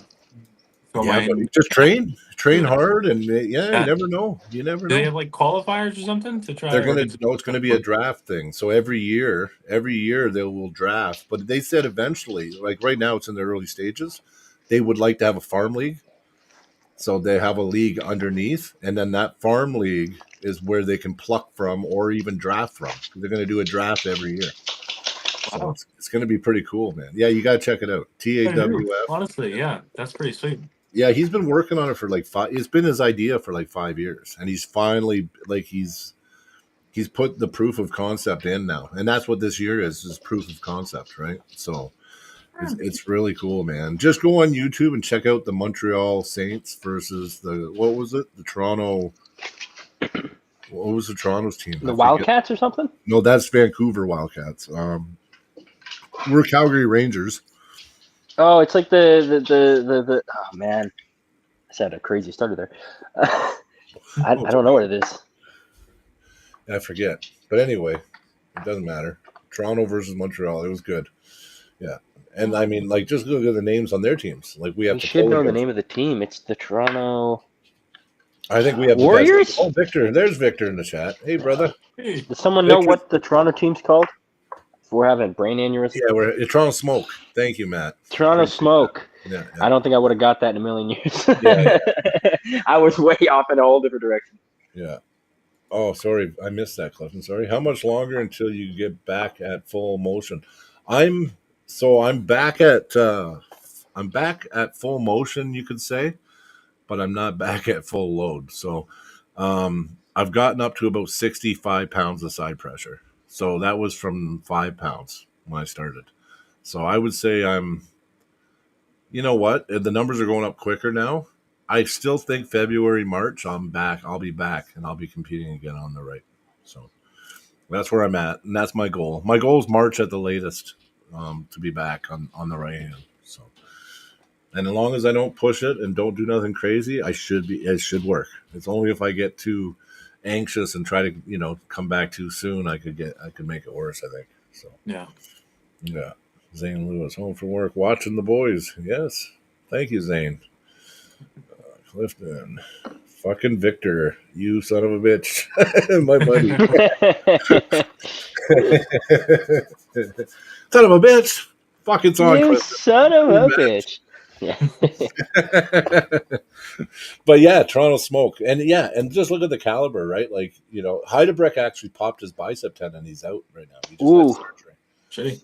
Yeah, I hope he recovers quick. Yeah, me too. Big wishes, prayers for Rick Heidebrecht to get really speedy. He had the surgery and everything already, so that's good. He was pulling. I forget the guy's name. I watched that. I think Quebec. I saw when he got hurt. He was a French guy. Gautreau? Yeah, something like that. Or didn't it start with an M? His first name? Yeah, I was thinking his last name was. Either way, you'll see it. Yeah, he was strong. He was like 300-something pound beast. Yeah, Ducky, go back and watch it. It's freaking awesome. Have you pulled with Brian Ethwyn? Yes. Yeah, a couple years ago. Yeah, he beat me. He beat me. Yeah. Got a 1-0 got the undefeated record. Yeah, I know. I don't know if I can say the same thing anymore. I don't know. I mean, you never know. I've searched him out. I've thought I would have to pull him. I've been in the same cart, like the same like in the same bracket. We just went different ways in the just bracket. never happened. Yeah, it just I never think it only materialized. because I think it's like literally 1-0. Like it's not even like we It's had a bunch. literally 1-0. That's it. Yeah, once. One time happened to happen. Yeah, And now he flashed me. Yeah, I didn't even get a chance. I was like, what? What just happened? I'm like, he That's went your lesson. early. Yeah, I actually argued it. I'm like, he went early, and they're like, nope. And I'm like, fuck. And I went back. That's Nope. bullshit. You're just I was, slow. yeah, I was complaining. I'm like, that guy. I don't lose to that guy. Look at him. And I wasn't being disrespectful, but I was mad that day, right? I was like, fuck that. And then I went up there, and I just, you know what? Yeah, I wasn't pulling that great anyway, and yeah, and I learned a lot from getting flashed. Actually, that was a good memory to have, actually, Ducky, because like I said, I never liked that feeling. That feeling that I got when you just flashed me, I never got to be in the match. You never forgot it. I never forgot it after that. I did not like it, so it was good. So there you go. Oh, I'm just looking at my charger for my yeah, phone. no problem. Yeah, it was an influential pin from Ducky. Yeah. What do you say? How would you do against Brian? I don't How want to would be. I do? Look, Oh, how Chris would is you? going. Oh, how would you do? Chris, I'm gonna crush you, buddy. You know what though?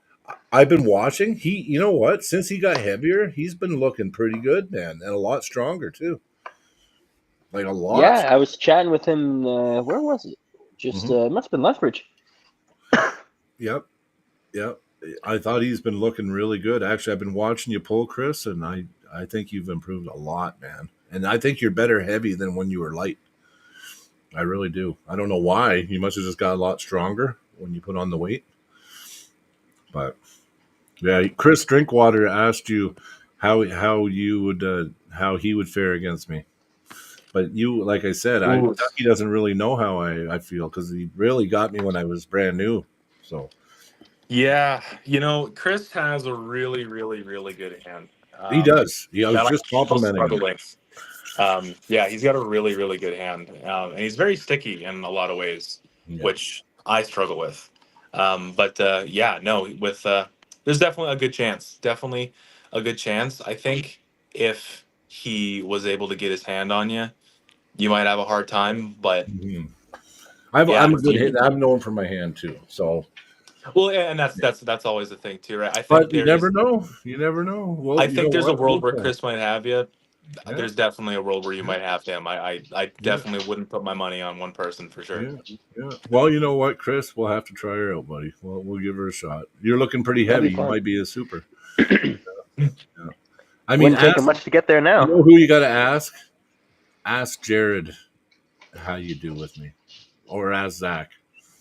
Yeah. Or ask Jared, because Jared's had super matches with Chris, I think, before. So Jared would know the best. Well, he's at least pulled Chris before, I think. Yeah. And I'm too much for Jared. So if you think you can beat Jared, then I might have a problem. Maybe. But Jared's really good. So he's really good. Actually, you know what? I'm proud to have him as a son-in-law, and it definitely helped him to be a good arm wrestler because it was easier to let him in the family, you know. That's fair. You share a common love. It's a criteria. Yeah. No, Jared's now really you share good. 3 common loves. Jared's another one that's very technical on the table. Jared's very technical, and his hand's really good. And tell you the truth, when we pull a lot of times, if I try to get into the play game, Jared will give me he will give me problems. It's almost like pulling Zach.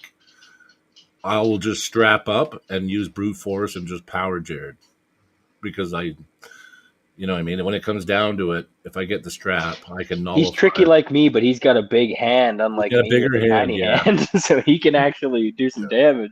No, he can. No, he can. I mean, you seen him. He gave Travis Robertson a good fight. If he ever gets something on someone, doesn't matter who they are. I mean, you got to think about this. It was only a couple years ago now, 2-3 years ago, I believe, that Jared beat Mason Drosy in a super match. Yep, he did. Really?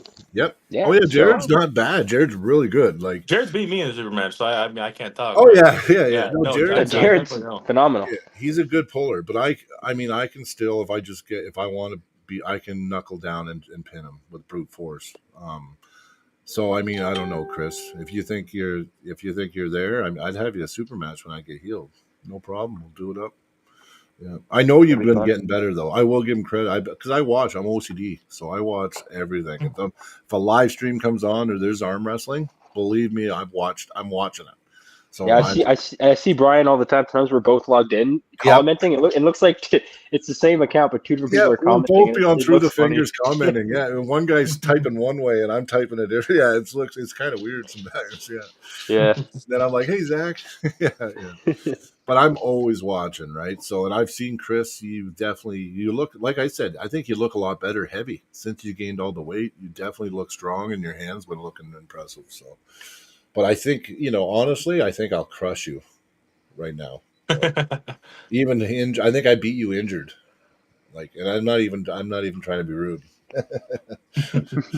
But Confidence. yeah, it's compliments though. Still, I still respect you, and I'm pretty impressed by how because I seen you a couple years ago. Chris pulled, didn't he pull in the backyard event in Red Deer? He did. Yeah. See, back then he didn't look very good. Who did he pull? Austin McLeod. No, No. he was lighter then. He was skinny. Yeah, see, Jared is a hell of a puller. Victor says. So Yeah. yeah. Oh yeah. I'm trying to think I who he like the pulled. He nicest pulled guy. someone. Oh, we got Deadly Dale in the house. Hey, brother. Hey. Deadly. Deadly. You're so deadly. I want to be deadly. Did you ever see that video? Yeah, With it's a the funny name? video. Yeah. Seeing you be deadly makes me want to be deadly. Yeah. I'm deadly because you're deadly and watching you. Yeah. Yeah, That'd Dale be can awesome. freaking grind it Yeah, out, man. for I don't sure. think anyone would argue on that point. Yeah. Yeah, that Oh, match with Jason and Lethbridge, that was Insane. something else. That was a really good one to watch. yeah. Yeah. Which match was that? That was the super match he had. I think it was third of the day or something like that against Jason Shaw. And Oh yeah, that was fucking. That yeah, was and epic. Jason's strong. He's still pretty new. He's only been doing he's not even What's up, 2 years Allie? yet. But Oh yeah, yeah. everybody sucks except Joe Nelson. Yeah. No, you're supposed to say that the other way around. Like, yeah, I think you screwed that one up, Allie. No, Ali was saying like everybody sucks except Joe Nelson. Oh, like Yeah. hypothetically. It's Oh, so yeah, hard to read like context and stuff. I just know what Ali's trying to say. yeah, because Joe said something about Ali's hand is like butter or something. The butter wrist or something, yeah. Butter wrist. Yeah. Ali's like $6,000. Let's do it right now.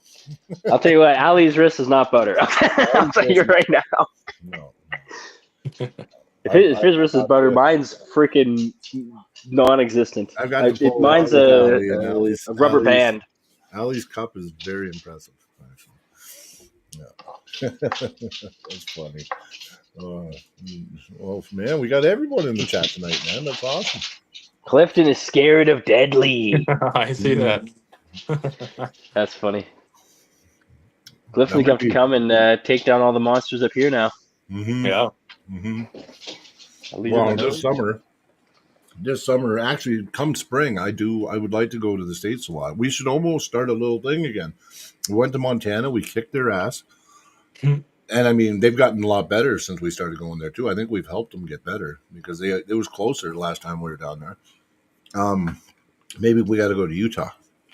Utah's the place now. Yep. Because you know what? It really expands things when we went to Montana, it opened up so many doors, like so many matches too. Like I think we've had 4 events or 5 events now mixed in with Montana, just because we met a couple of them at an event here, and now they're coming to we had 5 from Montana, we had a guy from South Dakota. Yeah, we had people from all over the place at the Lethbridge event. Well, I should say Lethbridge had them, not we. I better not put we in there because you'll get mad at me. No, that's good though. We're seeing a lot of guys kind of crossing over the border for the sport. Like I think that's just all good things all around. Yeah. Right. Yeah. I mean, yeah, I'd love to go compete in the States. Like that would be so cool. To kind of go international and see some that'd be just really cool. And have guys from the US come up too. I think, and when we were talking about at the beginning, turning tournaments into 2 days or what have you, right? That's more people that are going to come that can help fill out those days and ultimately get bigger and better. And yeah, that's good things all around. Yeah. Yeah. No, for sure. And I mean, you know what's a real eye opener too? Because I used to be scared to travel and stuff. And then Sean said to me one day, he goes, Brian, he goes, our level's a lot higher than you think. And I'm like, you know, and he's like, no, you know what? We only pull each other here. You don't know. Sean travels. He goes to all the, you know, everywhere. Matt, he goes with Matt to all these events, pulls at these events. He's like, I'm telling you, guys here should start traveling because they're a lot better than they realize. That's Because, what I've heard is that Mhm, we're like I was kind of the same way. Like mhm. I almost like I wouldn't even bother going to a bigger tournament, you know, in the States because that's like, oh, I'm not strong enough. I'm not You're gonna like, I bother. only got third last weekend. I don't want to go to the States. You know what I Yeah, mean? right. It's like why bother? Yeah. But that's I've heard similar thing. I heard, I think it was Sean Crowther was telling me that he pulled Yeah. Larry Wheels and it was like nothing, and I was Yeah. like, It was. I really? seen the video. I seen the video. Yeah. Yeah. And I've seen, I think a couple of guys, I think it was Dakota who was telling me he pulled the Whisperer guy, and he Yep. said like in a strap, the Whisperer had like nothing, He was and I was like, crushing ooh. Mika from California. He was what, sorry? You know that Mika guy, Oh, I think Tabarese so. or whatever his name is, or Mhm. Mika. I don't know his last name. Or no, what's his last name? I don't know his last name. But anyway, the tennis player, Arm Wars guy, Mika. Yeah, Mhm. Dakota was like ripping him down, and he was kings moving, and Dakota was pinning him and shit. Wow. Like, yeah, Yeah. yeah, It'd be interesting to see, like, because I mean, we got a lot of guys who, like, I'm hardly one of the strongest guys, but if some of those, you know, hmm bigger tournaments in different places, like, are really not too far out of our reach, yeah, yeah, seeing a lot of the Alberta talent pool, you know, moving forward, yeah. You seen traveling how to we be did, huge. right? You like we did that Armageddon event, the first one, and I mean, I was really surprised at the like our level really shined, and I mean, you know, like here we our level we just think, okay, you know what, like I haven't won first place in a while. I've been like second, third, or I missed the podium that one, but there was like 9, 10, 3, 4 of them killers, and I got fourth. You know, Yeah. but that might be like the best in some of these places in the states. Yeah. Believe it or not. Yeah, yeah. Like Yeah. and they pull like I know when we went to Montana, there's some super strong fucking guys in Montana.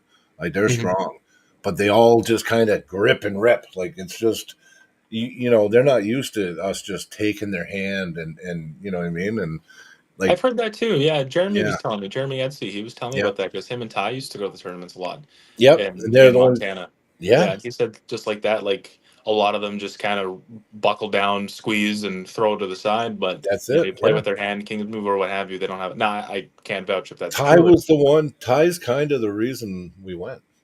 Wow. Ty, when they went down, so they went down the year before. Ty, Jeremy Estee, there was a few of them that went down. Ty got hurt really bad when he was there. He Yeah. pulled Clifton Erickson. Clifton Erickson's the one that destroyed Ty's elbow. Yeah, so that's when I I knew think I Clifton heard was about. I strong. think I remember him telling me about Yeah, that. I yeah, didn't yeah, yeah, realize it was the same guy. Yeah, yeah. I think. Same guy. Yeah, Yeah, yeah, I think he was telling me it was like if I remember his story right, it was Clifton was crushing everybody, Ty was crushing yeah, everybody, yeah. and then they eventually met up in the finals, and then Right where Clifton Ty took was it. strong, right Yeah. inside. And Ty said, I don't know how he had so much strength. He said it went right to where Ty loves it.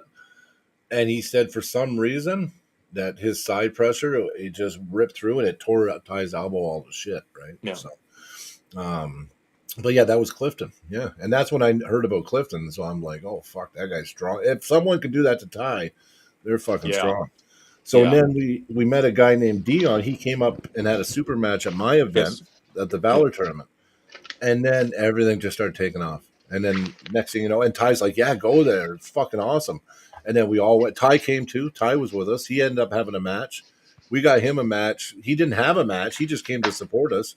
And then we got him a match. And yeah, so Andrew Quintana stepped up and said he'd pull him left. Was it left, Zach? Do you remember? That's a good question. I don't remember.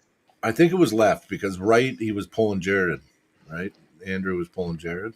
So, but anyway, that event was fucking awesome. That's where you see the video footage of me pulling Chuck Young the Destroyer and shit. Mm. The Yeah. production quality was amazing, like just awesome. Yeah, and I mean, getting I spent because Dion was in Lethbridge for the last tournament too. I spent a good chunk of time having. I had a good conversation with him too, and we were talking about yeah, like the production value and kind of what they're hoping to be able to do with it, and doing a lot of like the border rivals, kind of border Yeah, wars type thing. I was like, yeah, yeah, that is fantastic. I love it. yeah, awesome. no, it was really cool. Some of the stuff that is coming out pretty soon. Well, yeah. Well, you know what? So you know what? I'll remember too. So when they start organizing matches in another event, then I'll definitely let them know to get a hold of you because why Yeah, not? You might as well join. It's a lot of fun, man. yeah, A oh lot yeah, of fun. yeah, 1,000%. All I was saying is if the pressure is too high, then maybe Clifton should start reffing. Is all. Uh-oh. Dale's starting to call out Clifton now. Yeah. You've been showing him too many videos, Clifton. Too many videos. He's got If to I read lose now. to Alex again, I'll ref. Yeah, if Brad can beat him, you can beat him, right? Yeah. That's somebody that's gotten really good and strong lately is Brad Prinz. Stone Cold. Yeah, no Yeah. kidding. I You see remember him? when Devin came down, Yep. there was a couple times where Brad and I would pull in, like, we had a couple matches together, and Yep. it was like nothing, just Yep. flash him, like, whatever. He was just a Yep. guy. I remember once he came up to me and he was like, "Man, you're like super, super strong." And I'm like, "I know." Yeah, right, super nice guy. And then just kind of out of nowhere, all of a sudden, he's like just like beating everybody. And I was like, "What the fuck? Like, where did this all come from?" Mm-hmm. And he's been super consistent, and it's like his strength just like shot through the roof, and he's killing everybody. He's doing His really, really training. well. Well, his training. So, like, actually, I will say the stuff that we've been doing in the Deadly Dungeon has made a difference. Like Dale's actually undefeated in super matches for a few years now. Is that good? Brad, yeah, Brad's gotten to the point where he's pinning everybody on the right hand. He Like, is. yeah, like hard work pays off. It He definitely does, does. You know, and and Brad. especially consistency in this sport Hmm. specifically. Hmm. Yeah. No, I agree. I mean, yeah, like Brad, he used to have a bad. Actually, Brad's biggest thing. He was always strong. He just did this stupid thing where he used to like to drop under the table, and he would Yeah. do it even in a winning position. He would drop and like hang, and then guys would come back and pin him. Right. Yeah. Well, now Brad's standing tall and strong, and he's not dropping anymore. Yeah. And Learned. I swear to you, that is probably 80% of it. Just the fact that he changed some things, and he's Yeah. not just he used to have this bad. It was just an instinct thing. When you program something over time, it's Yep. just hard to break it. Yeah, Yeah. well, and now that he's been breaking out of that, Brad's been looking, like really good against it. Pretty much anybody, really. He is, honestly. And I slow pulled him just he came down for, I think it was like our Christmas party in Lethbridge like a year and some change ago. Hmm. And yeah, or maybe it wasn't. I don't know. I don't remember exactly the day. But yeah, I was pulling him. And like him and I were both tired. Like him and I both pulled that night, but I could immediately feel it. Like there's a lot more here than there was the last time him and I pulled. Hmm. And yeah, like I think I saw him pull. I think he pulled James too, and just Yeah, James Wisnowski, he and was just crushed like him. had Well, on the nothing. one hand, he crushed him. On the other hand, James put up a fight. Yeah, Yeah, James but not super into it no more. James yeah. kind of fallen off a bit. He doesn't seem to care too much anymore. But Well, I mean, he gained a little weight back. I noticed. yeah, So he yeah, can't stay super skinny. There was yeah, this one tournament. He cut like 20 pounds. He was skin and bones for this one yeah. tournament in Lethbridge. But Did it no, help him? he's did it Yeah. help him? Actually, I think he got gold that year. But Oh, his okay. wife was not happy. He was not happy. He felt like shit the whole day. But he Yeah. did okay. But yeah, no, the last few times I've spoken with him, like he comes to practice, I think like once a week or something, just to kind of hang out for the most part. Doesn't pull like ridiculously hard. But yeah, Sometimes that helps you. You give your tendons a break. yeah. I He noticed was that doing, I've been but watching Lethbridge Club, and it seems like some of the guys just pull hard all the time in they practice. do. And I mean, like Jason Shaw, Yeah. he's somebody that he's gonna be. I know for a fact. So it was about a year ago. I remember he was really new, and I was pulling what they go. I think it was that Len. They go feel this kid. So Mhm. that was at the Lethbridge. I think it was that Ty, it was Ty's memorial actually. Yeah. So yeah, we went back and we were pulling at the clubhouse, and I grew up with Jason, and he was just right away 100% everything raw, raw, raw. And I remember holding on, laughing, and I was thinking to myself, this guy's so fucking strong. Hmm. If he knew what he was doing, you know what I mean. Yeah. And now that I see him, he's starting to get it. Like the Yeah. guy's starting to get it, right? So Yeah. I would say watch for. I think he's going to be like in about a year or two. Hmm. People are going to be going. They're not going to want to pull Jason on the table. So Yeah. That is how Lethbridge pulls. Yeah. Lethbridge has always been. It's kind of unfortunate because I think a lot of us, at least when I was in Lethbridge, I think we could have benefited from a little bit more relaxed, a little bit 60, more technique. 70 flowing. Yeah. Yeah. That's what we do in Yeah, Red Deer. but no, in Lethbridge, it is. There's definitely a lot of pride and ego on the table. There's a lot Yeah. of like, Yeah. Mike just Yeah. flashed me 3 times. Now I'm gritting my teeth, and Yeah. I'm, Yeah. I'm Yeah. going, and in a certain way, like that type of intensity is great. It's But good. Like a once in a lot of while. us were hurting, often, and Yeah. there was also a lot of guys who they never really seemed to get too much better. Yep. And it was only when you were pulling like that, but then taking separate days to lift weights and like really focus Yeah. on the technique training. Those are the guys. And Jason is one of those guys. Yeah. Jason is. I had a super match So, with Jason like a year after he started, and I crushed him. But mhm. now when I slow pull him, like You're like, it's yeah, you tough. feel He's it. strong, and he's Oh just got yeah. so much strength. Yeah. It's exhausting trying to keep up with him. He did really good. I remember it was his first event, I think. I don't know. It might have been his first event. He came to the East versus West qualifier I Yep. held in Calgary. Did he get silver or something like that? He did great. He Yeah. did great that day. He got multiple medals. I was Yeah. putting medals on. Yeah, I think he got 3 out of 4. He pulled like 4 classes. Yeah. Like right, left type deal, right? But, Well, and then his match with Dale in Lethbridge. yeah, that was. It's really a shame because I love both of them. I love Dale. I love Jason. There were a couple times there where it was like, Jason, a couple adjustments, and I think Yeah. you would have had some more. Do this Work on time. a Don't do that transition. again. Got to But work on a transition. yeah, So constant pressure, transitions a little there, bit. I will tell you one thing. It look when Dale gets in his move, in his lock, it might look like it's so close, but that's where Dale's breathing and Yes. resting.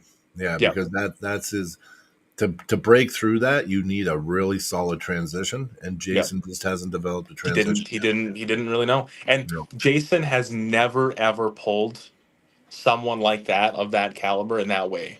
Dale is incredibly technically proficient, even Yes. if it doesn't seem like he is at the table. He knows Yes. exactly what the fuck he's doing. Oh yeah. And Endurance is a technique, right? Yep. Oh yeah, yeah. So no, when Jason's coming and falling a little short, he didn't have it. And Yeah. Jason's always been so strong. He's been able to kind of carry himself through a lot of matches just by being so strong. Strong. And when you had Dale, who played it very, very smart, Yeah. Jason couldn't keep up. So that's just time. That's just time. Yep. And not only that, that match. He walks away even way better for his next match. So Oh yeah. Dale Clifton. I will start with Nathan first. You know what? Nathan Johnson, Dale is the match I want to see anyway. That is a match that this guy that trains with Clifton is American Dale. Like, yeah, He's an American Dale. Oh, he is. He's an American version of Dale, and I think. Oh, Clifton? No, Nathan is training partner. Oh, okay. I was gonna say Clifton's pretty close. No, not Clifton. Nathan. Clifton pulls a little different. Yeah, more just like spirit wise. Yeah. Mhm. But no, the Nathan Johnson's a killer, and that would be a good one. That'd be a North Dakota guy versus Deadly Dale. Oh, actually. And Dale beat Niles Anderson. That was impressive, and I know Niles wants that one back. So, but he wants a promoter to pay for it. So, we'll see down the road. Niles Anderson's out of Ohio. He's #1 ranked in Ohio. He's Todd Hutchins' training partner. And, Really? Yep. Yeah. And Dale got kind of thrown in there. I don't think Dale was supposed to win. And Dale won 3-0. It was a war, though. It was a war, but it was the same thing, right? They'd get right in there, and the guy pulled the exact same way as Dale. So it was right where Daddy likes it. He said, Dale's like, where Daddy likes it, right? So, and then he won, but it was a huge upset. So Dale beat the #1 guy in Ohio. And I think Niles is ranked in the top 20 in North America. So technically, Dale should have got ranked in North America for that. Interesting. Yeah. He should have. But yeah, and Niles wants that back. So, and Niles is a beast. He's a fucking. Well, that's an example of like our Alberta guys actually being a lot better than we think. That's it. See, I know. Yeah. No, so like. That's why it's really important, and I think with this new league that we got coming, because we're starting a league, and this league, I know guys can't they work, they can't, not everybody can just go to the States, not everyone can just travel around all these East versus West and everything, right? But what I think by starting this league, because we've partnered up with other franchises, so there's 10 of us now. There's I'm trying to think of who's all in there. Mike Olivier, I think from Florida's in now. Tim Bresnan is a franchise owner. Passmores. Yeah, the Passmores, Paul and Candy Passmore. They own one in Georgia. Of course, there's Ryan Grunden and the 98, the main body. They do Winter Blast. It's one of the biggest events in the United States every year. But we franchised in with those guys. So the league is going to be kind of cool because it's going to start a new ranking system. So the ranking system is just going to go along with the league. And there will be no more tournament rankings in a sense where the first For this league. Yeah, for this league. Yeah, there'll be the first event is going to decide the rankings. And then it's just super match after that. Yeah, and then after that, it's just super matches. So let's say, Ducky, you're in my weight class and you're ranked 7th and I'm 10th. But let's say you went in and you pulled Masters and then you pulled the Open and then you pulled left-handed 2 and everything. And I come in, I'm only pulling the 1 class with you. But I crush you. Yeah. I don't get your rank. But what I do get to do is say, listen, I pinned you in the tournament. I can put a request in that you have to super match me, and you have to honor it. And if you don't honor it, you'll concede your rank. But you can't lose your rank to getting pinned in the tournament. But you will have a super match come out of it. So, and it will be within a reasonable amount of time, right? Like, you know, it's got to work for both parties. But that's the only way you lose your rank. But, you know, and a lot of times too, you know, someone beats me after I ref for 8 hours and I'm tired, right, or whatever. Okay, I'll give you a super match. Now I'm fresh. I'm coming in, and then in this way, the rankings are true too. So it's like just because you got a upset pin, you don't jump from 25th to first place or second place because the guy had a banger match and was tired by the time you pinned him. You know what I mean? That happened to me with Ty. I beat Ty in one tournament. He was he had this massive grinder with Ali, and then I like walked right in and I beat him, and I was like, oh shit! Like, but like, does that mean I'm like second in Alberta? No. Yeah, but you know, and realistically, are you? No, you're not, right? Yeah. So I think it's only fair. Like right now, I mean, I always give the examples. I pulled Jaden Hill.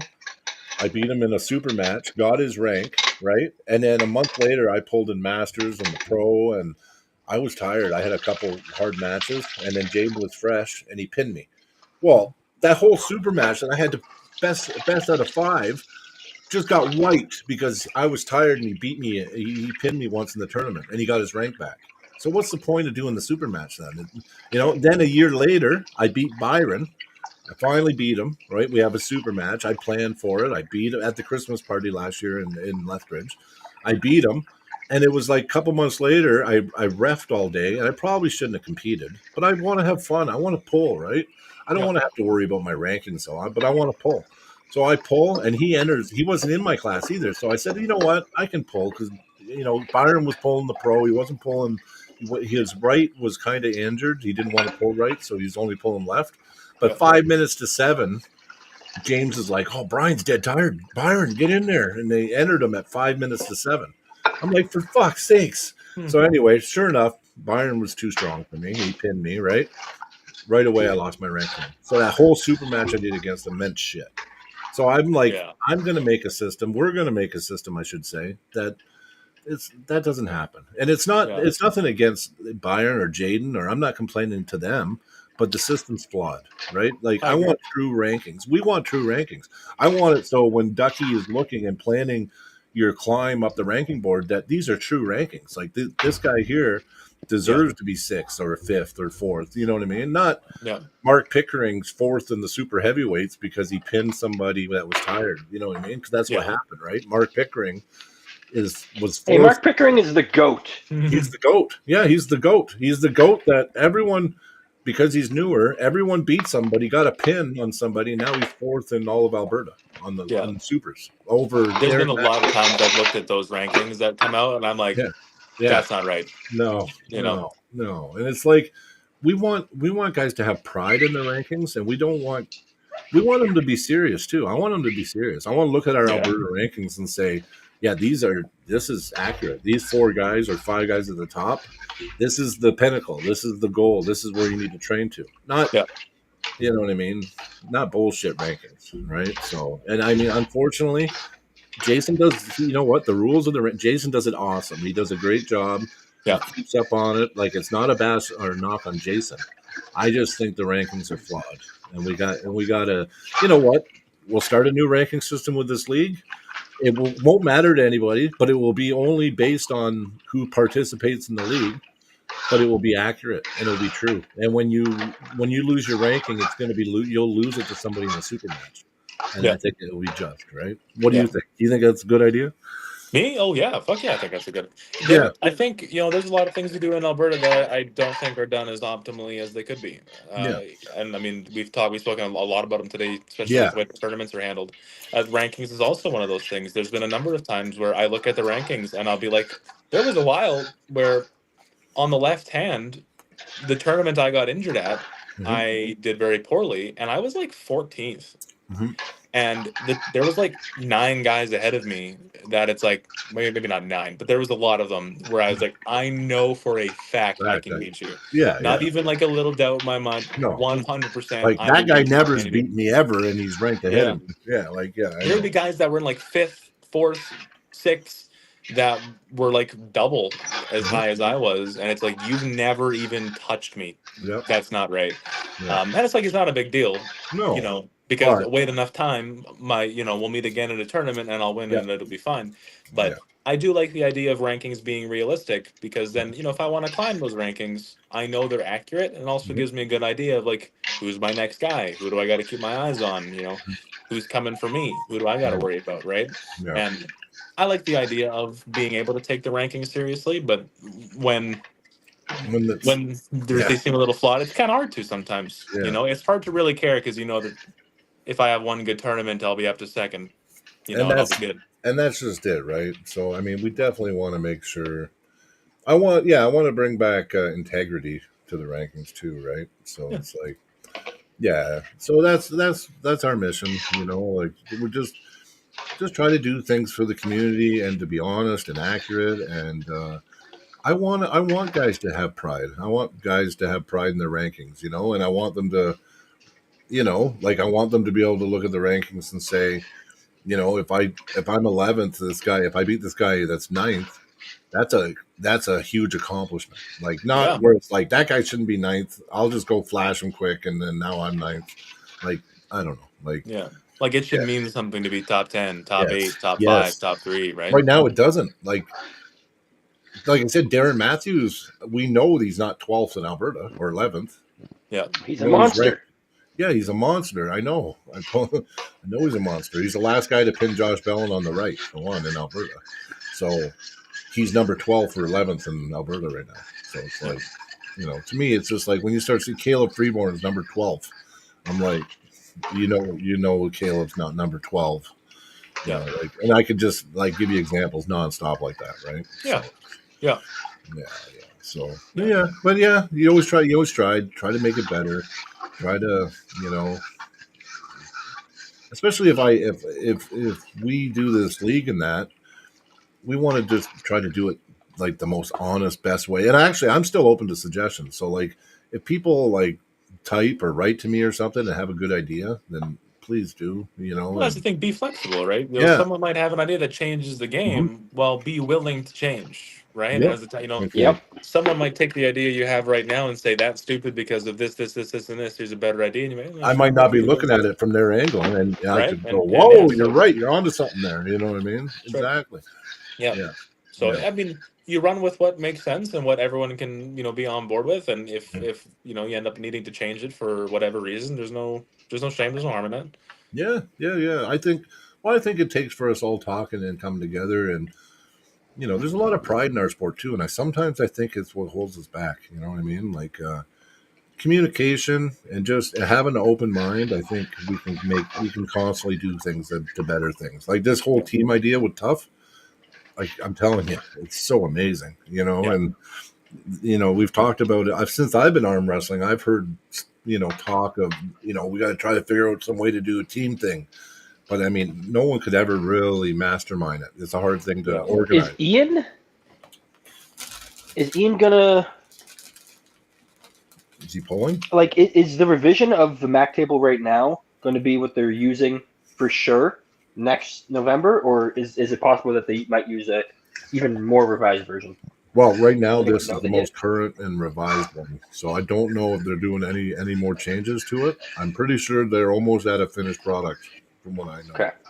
And they're coming. So we got 5 in Edmonton. Just for training and stuff, yeah, it's best if I the found out table's today up for Edmonton training. is getting a table. So Huh? Edmonton is getting a Mac table. So Nice. Hell yeah. yeah. T-Bach will be happy about that. Yeah, Kelly will be happy. T-Bach had something to do with it. No, good for him. Yeah, so I think Smart man. T-Bach ordered one for the Edmonton team. So you guys will have a Mac table. Sean ordered one for the Red Deer team. Yeah. I ordered one to train on and to just volunteer it to events when they have events here and stuff like that. Awesome. Lethbridge ordered one, and then I think there's 5 in total that were ordered. So How much are they? They're pretty expensive. They're $1,600 before shipping, and they're like 100 and something pounds a table. Wow. Oh, they're for real. Like Ian always said that he didn't want to sell them originally because it would just be too expensive, and he wouldn't want to like make people think, oh, that's so expensive. But it's quality. It's just what it takes with the everything combined, and the table's really just what good. the number becomes, right? Mm-hmm. So anyone that buys it's buying it because they love it. I'm excited.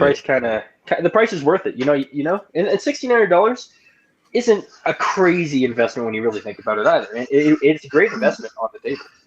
Yeah. Like you were saying, Brian, you can use it for events and well, yeah, like we might even training. Like we don't know for sure. Like I don't listen. So I don't want to use a Mac table in tournaments. So I don't want to we've talked about this, and we don't. I don't mean to say I either, Zach. I'm sorry, but we don't want to screw people up by always using a Mac table either. So like our tournaments will definitely be WAF tables, right?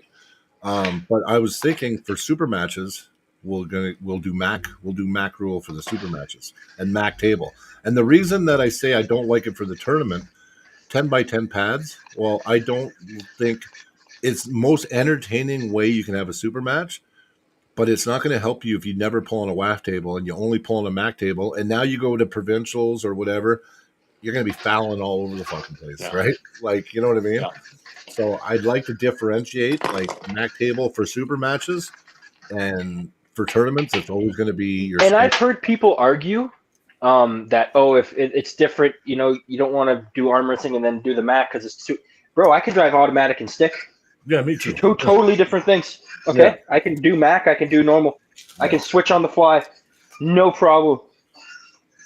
John Therian, I don't think it's an issue. Clifton, Victor, they've all pulled on the table. They've all pulled and had matches, and they all spoke so highly of a Mac table. They what I've heard is they all say it feels like in the moment it just feels like a normal table. Like when they're in the match, they don't feel any different. But that's what I've kind of the consensus is when you're in the match, you just kind of. And again, that might just be because you're not used to the 10 by 10 pads, so maybe you're not using all the real estate you could be. But yeah, there's some guys like Alan Ford, his first match on a Mac table, he kind of didn't ever break the plane of what a normal pad would be. But I think that's just years of programming. Well, it just shows good training. Yeah. But like to have a 10 inches to fly across or to come back, like that's a lot. Yeah. That's a lot of extra distance, That changes the game quite a bit. Yeah, and with the rules, you can float. So long as you're allowed to float, right? Yeah, you can float. So if you're up, you can be a tiny bit up off the pad, and you'll get away with it on the Mac table and the rules. Yeah, I think that's a good idea. I feel like this sport has always had a bit of a spectator problem. Yeah, I agree. Yeah, and I think changing a few small adjustments at a time with things like the table and the floating, I think could go a long way for. I think there's only a couple reasons. Like, there's no reason that Power Slap got the TV time that we didn't. Just because Dana picked, he was arm wrestling or Power Slap, and he chose Power Slap because it was that instant gratification. So he did it. I heard through the grapevine, I can't say who, but from a semi-reliable source that apparently Dana White is looking into doing some arm wrestling stuff. I've heard similar things. I heard it too. So, again, I can't disclose who, but I heard some things. Well, we know somebody that was actually exploring that avenue with UFC, and he's no longer doing arm wrestling. But the thing is he's done UFC since UFC 121. So our friend Gelder, he's the guy that did the production for the Montana events. You remember, like the cool ones with the walkout music and the smoke, and then you had like cameras in the table and all that shit. He works for the UFC, and actually he does he does production for the UFC, and he also does. He's done the World Series. He's got big contracts anyway. Wow. He was exploring that, and that's what he was trying to do. He was trying to do a proof of concept, and hopefully UFC would bite. But the problem is he hit some drama with promoters, and things didn't work out right, and then he just walked away from it. Right, so it was unfortunate though, because his production. Put it this way, he made. I'm just a medium level puller in the world, and he made me feel special. Like when I had that walkout song, and and I got video footage after. I felt like he made me feel. And not only that, if you were just a fan watching, like, what's this? Oh, this is cool. You're not going to know that whether I'm elite or the way they that ambiance goes a long way. That's right. And the way they sold it, it was just the hype of it. It was, it didn't really matter our level. You know what I mean? It was cool. It was like WAL. When I started watching WAL, I wasn't really into arm wrestling yet. I didn't really know they were the best in the world. All I knew was interesting, and it was fucking entertaining. Fun to watch. It was enjoyable. It has a lot of energy to it, and I think that's a lot of what our sport needs. And I think we're so close. Yeah, I think we really are so close. We just have a little bit more to go, and once we're there, we're there. But we just got to get there. Yeah, we'll get there. Time. Well, I didn't ask you enough questions. I guess we just hung out and shot the shit tonight. But what are your it's what we do, man. We just hang out, shoot the shit, and talk to the chat. The chat's been very active tonight. Thank you, everyone. Yeah, that's awesome. Yeah, it's been great. I love our chat. We got the best. Dale's doing a world record lift. Holy shit. Oh yeah. Dale's getting strong. His side, you know what? I think Clifton's motivated Dale because Dale's starting to push some big numbers. Yeah. Oh yeah. Dale's gotten way stronger in the last year and a half. I'm telling you. Way stronger. Like he actually, you know what Jason did really good against Dale? He kept Dale out of his power. So like Dale, that whole match, Dale was never in his lane, and when he did get his lane, he won. Yep. Like Jason did a good job of not allowing Dale to get in the spot, but in the end, Dale waited it out and would eventually get his spot and then rip him over, right? Agreed. So, yeah. Because Dale actually did have the horsepower to compete with Jason. The problem is that Jason's developed kind of a hand style now because he's learning how to use his hand. Mm-hmm. It really kept Dale from getting into his cup, right? Yeah. Dale likes to get into that deep cup. The problem was with Jason is he was doing that, but he was also committing inside too much. Well, yeah, he would make mistakes. Yeah, he'd give it back, right? Like, yeah, like he fought so hard to take it, and then he would just give it back. Exactly. But that's hard to train. Face. You see him smirk for a second. It's hard to train not to do that. I know. Like I watched Jason. He had Dale here, and then he goes, "Here you go, Dale." And Dale's like, "Oh, thank you." And it was like, yeah, it was interesting. yeah, but that's just inexperience, right? Like, he'll get there. He'll get there. So anyway, what I wanted to ask you, so short-term goals. Short-term, like 6 months to a year type of? 6 months to a year, yeah. In the short Less term. than 2 type of thing, yeah. Yeah. Yeah. Lee Germain is a big target right now. Yeah. He's been beating me for a while, and it's getting to the point where, like, hey, Lee, are you going to this tournament? Okay, so I could get second. I got a chance of getting second, you telling me. Yeah. So he's such a nice guy. He's so supportive. He helps me. He knows he's got a big target on his head. I'm really shooting for him. He's a really good person. Yeah. He's fantastic. It makes it hard to hate him because I'm trying to get all fired up, to go against him. Nice. But he's just like, nice. Yeah. So he's definitely my big target right now. I think I know it's coming. Mm-hmm. I know that I want it more than Lee does. I know I'm training harder than he is. I know if Lee's getting stronger in by 5s. I'm getting stronger by 6s. Like it will come. But he's kind of my big guy. Otherwise, I mean, I would like to build my reputation as an arm wrestler a little bit more in the next 2 years. I would like to do an international tournament in the U.S. I'd like to go to like Ottawa or Ontario, Toronto, and pull in something a little bit bigger. I'd want to expand from Alberta a little bit. I think there's a lot of self-doubt of like, and we talked about it, of like, I'm not really strong enough yet to make that even worth anyone's time. Like, I'm not there yet. I don't know how far away I am from being there yet. But that's the big one. Is I gotta You don't know till you try, right? And there's exactly that too. Like you'll maybe surprise I really yourself surprise sometimes. myself. And sometimes you do. Yeah. So no, I mean 2 years in terms of like a strength target leads up there. Otherwise, it's get a little bit more people to know who Ducky is and build some super matches and get some good footage for a highlight reel. You know what I mean? Yes. Yeah. Totally. That's good. I think that's a good goal. That. I would say that's so realistic. Like, it's what you should. Yeah, definitely what you need to do. And I think I agree with you. I would say next time something comes up and you have a chance to go to Montana. Montana's still it's still short enough for you. It'd be like about an 8-hour drive, I think, for you from Edmonton.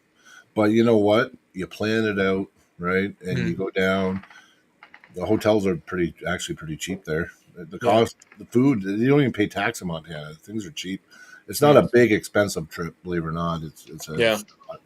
And you go and you pull there, and you build some confidence because you'll see.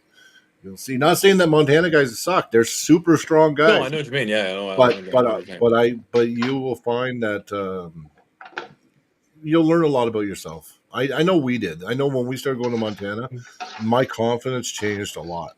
I get real, like, I'm so glad we listened to Sean and like met the Montana guys, because it totally shot my confidence like way up. Because now it actually made me not afraid to pull anybody. Like even now, like I'm shooting for Len Houghton. Like who would like? They're like, "Are you crazy?" I'm like, "No, I think you got it. You got it." Like you, Lee. Like guys would say, Ducky, Lee's pretty good. His hands he's got a lot of back pressure. His hands really good. But you know what? Why not? Why not? Why can't you work towards it? Do you know how good you'll be if you win? Like Yeah. I've beaten Lee. And actually it was really shitty because I beat Lee, thought, and it was easy. And then all of a sudden I wasn't beating Lee, and then I had an injury, and then he beat me in a super match. It sucked, but I felt how strong he is. So I know, I was like 60%, but it doesn't matter because the way I beat Lee before, it only took 60%. So like Lee's gotten pretty fucking strong. I can tell you that much. He has. So, but I think I know I've gotten stronger, and he's still pushing. It's like he definitely cares, and he's always in practice. He's always putting in that time. And I mean, he's an amazing guy, and he's so proficient as well. Like the reason I know I'm getting close is there was a Mayhem tournament. I think it was 2024. I was on the left, and he purposely fouled, but I knew I was going to win. You knew you had it. Yeah. And that was the moment where it was like, oh, I'm getting there. And I've had a super match since, and I've lost, and will slow pull, and I'll lose. But it's and he's stronger than me in every single way, every single metric. So it's hard to like. I don't have a lane yet. I think I know what I need to do. I think I know the lane that'll catch up first. So I know the lane I'm gonna have. I can tell you lane, but I won't do it on here. But I'll tell Lee knows. Lee, I'm thinking left hand. It's going to be really hard back pressure, low hand in the left, and then on the right, I'm thinking a little higher hand will give me a bit of an edge. But he does everything. He does everything, and so that's where I saw I did some damage, a little bit. Of course, his left is injured right now. So I really hope that he's able to remember, because I know he has a super match with Byron. It was an elbow injury from what I seen. Yeah, he was pulling up. I don't remember exactly who he was pulling, but it was on stage. He walked off the table. Yeah, he said no. Yeah, and it's he went to walk away and he came back and kept pulling. I was like, is he injured or no? He tried, and then he tensed up and went, nope. done, pulled out Okay, everything. yeah. So, no, he has a super match with Byron on the 30th of December for the right hand. At Lethbridge Christmas party, he's got a super match with Byron, which will be Wow. interesting for you to kind of Yeah. see where Byron's at too, and Well, I Lee. know But where Byron's at. I pulled him at nationals, and I'm good at not pulling Byron for a while. He's a curse right now. Yeah. After ripping my shit apart, like going for the like I was in the winning position in a sense. Anyway, and I ripped my shit. So I think that was a sign that hey, listen, take your last super match, just Mhm. like the fact you won, and just not pull Byron for a while. Yeah. Yeah, Hold yeah. that over him for a little bit and just Well, bask in that for you some know time. what? I don't listen. Me and Byron have a rivalry. We will forever. But Yeah. right now, I'd like to just make a new rivalry for now because you know, what I mean, you want to have lots of experiences. I just don't want every year. If I pull Byron, I know Mike earlier wanted me to pull Byron again. I'm not going to It's be a good healed in match when time. you guys go. Yeah, and I'm not going to be healed yet anyway, so it wouldn't have worked out. But Mhm. that would be 3 years in a row, me and Byron. And like Yeah. I'm fine with it, but I don't. What's it going to be 10 years in a row? Like Yeah. you know what I mean, right? It's and Yeah. Byron's like he's a good buddy of mine. Like I love Byron. He's Yeah. he's Great one of guy. the best dudes. Great guy, yeah. He But gave me I'm some just new gonna make stakes once. They were great. Yeah, he's yeah, awesome.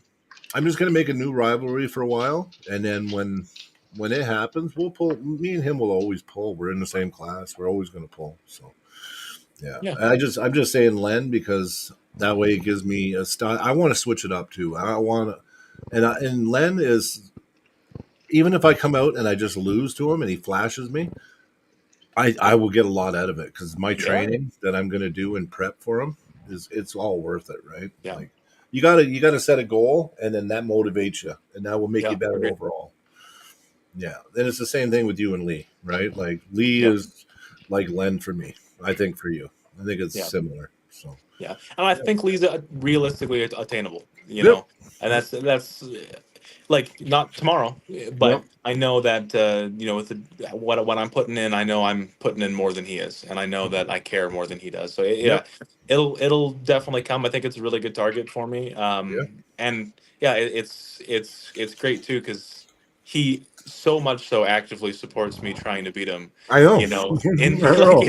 it's the funniest dynamic because I'll be like, I'm gonna beat you, and he'll be like, I can't wait, like, and yeah, he helps me. He tells me like, no, you're gonna feel better here against me, and he'll basically coach me through the process of beating him, like he's a tutorial. It's the best thing. So it'll come. There'll be a day, and yeah, I look forward to challenging to a super match where I know that there's a real good shot that I come out. Yep. Well, right on. Hell yeah. That's awesome. Michael Seabrook, if you will go back and watch the beginning of the podcast, you'll find out where Ducky came from. Oh yeah, It's in the yeah. beginning. He did explain Mhm. it. He explained it. Yeah, so he'll be there. Get to the strap. Yeah. Well, Lee. To tell you the truth, actually, yeah. No, Lee's pretty good in the strap. Lee's good everywhere. Yeah, That's the he's. problem with Yeah, I Lee. was just gonna say I don't know if there's a Yeah. strategy that way. Yeah, yeah. No, that's the problem with Lee is like he doesn't have like a really weak spot. Hmm. He's good he's good in a hug, he's good outside, inside. It doesn't matter. So Hmm. like beating him is not like if I just really focus on my cup, eventually I'll get him. It's like Hmm. no, you be stronger everywhere Yeah, until something works. yeah. And Till there's an that's opening, and then you can, yeah. take advantage. Yeah, that's literally what I have, which is great because you train everywhere than anyone else I super match I'm gonna have You like want when to I go know against something though? Jeff. And you're used Get to there. trying to find that lane too, so you might find Yeah, it way easier on some other people, right? that's right. Listen, there was a time when Lee was just mediocre, and I Yeah. remember even when I first started pulling, like because I talked to everybody about everybody, and they're like, Lee's okay." You know what I mean? Like, but then in the last few years, like Lee, all that time and that tendon building, he just kind of went like this, Yeah. right? And so you're in the same boat. Like, they say, first 5 years, it's more just about building table IQ, building Yeah. tendons, building that Building a muscle. move, Yeah, that muscle comfortability. mind connection Yeah. strength. Yeah. Yeah. And then, so I would imagine that, yeah, you're going to, yeah, because you're pushing like 4 years, you're 4 years now. So I'll be you're like 6 years on in your fifth. January. Yeah. Okay. See? So Yeah. you're right But at I'm that young point. too. Like I started when I was 19. Like there's a Hmm. lot that wasn't fleshed out, and Hmm. like we were talking about earlier, I grew into my frame a lot more, and Hmm. I even feel it now. Like for years, inside polling was impossible for me. It Yeah, just because of pain. never ever felt comfortable. It never felt connected. Nothing. And then the past like 6 months, Yep. all of a sudden, I'm pulling in a hook like regularly at practice, It's and it not feels hurting it. almost better than going outside, just because Yeah. it's just starting. Body's still changing. It is. I guess if you will, right? So It's a tendon sport, brother. It's a tendon yeah, sport. it is. And it's like anybody that thinks they can just start arm wrestling, you could be the strongest guy in the world. And it's the strong guys I see going to get hurt really bad because they're Yeah. stronger than their tendons. And then that's Yeah. kind of what happened to me. Imbalance. They have an imbalance in their body. It was kind of me. I came in really physically strong. I blew my bicep tendon the first fucking 2 months I was pulling on my left. That's why I never pulled left. And I've had multiple other tendon injuries. Fucking tear in my rotator cuff, and Yeah. I've had so many tears and injuries. It's going to have to stop eventually. Eventually, I should be strong enough where it's going to be like, okay, now we go, Yeah. right? But so Takes far, it's time. every year I tear something. Yeah. Every year it's just something new. Pretty much. Well, listen, guys. Recover from one injury, jump to the next one. Yeah, I got to take a mean one. So, you know what? It's been great, though. I'm glad you came on tonight, Ducky. And Thank you for listen, having you know me. what? Anytime you're sitting around and we're doing a pod and we're just shooting the shit, if you want to come on, just ask I'd me for love an that. invite. Honestly, Yeah, genuinely. invite anytime. Yeah, Yeah, I like it'd be it. amazing. Yeah, you got good analysis. You look at the sport good, open-minded. I like it. So Thank you. yeah, Thank you. yeah, no, it's awesome. And Zach, yeah, thanks so much for coming on with us again tonight. I love it when the co-hosts make it like all the time, because then I'm not by myself. But yeah, Zach worked all day, so that's why I said thank you. Hey, Zach. fair enough. Yeah. But That's why I'm not on the cam. I had to make some food. yeah, All yeah, good. no problem. All good. No problem. We got Eugene, Sergey, and Miles Hutton tomorrow. Mm-hmm. So it's the Badlands team. Yeah. And That's Eugene's awesome. got a big match coming up with Corey Miller. Yep. Global Elite, November 30th, like end of the month.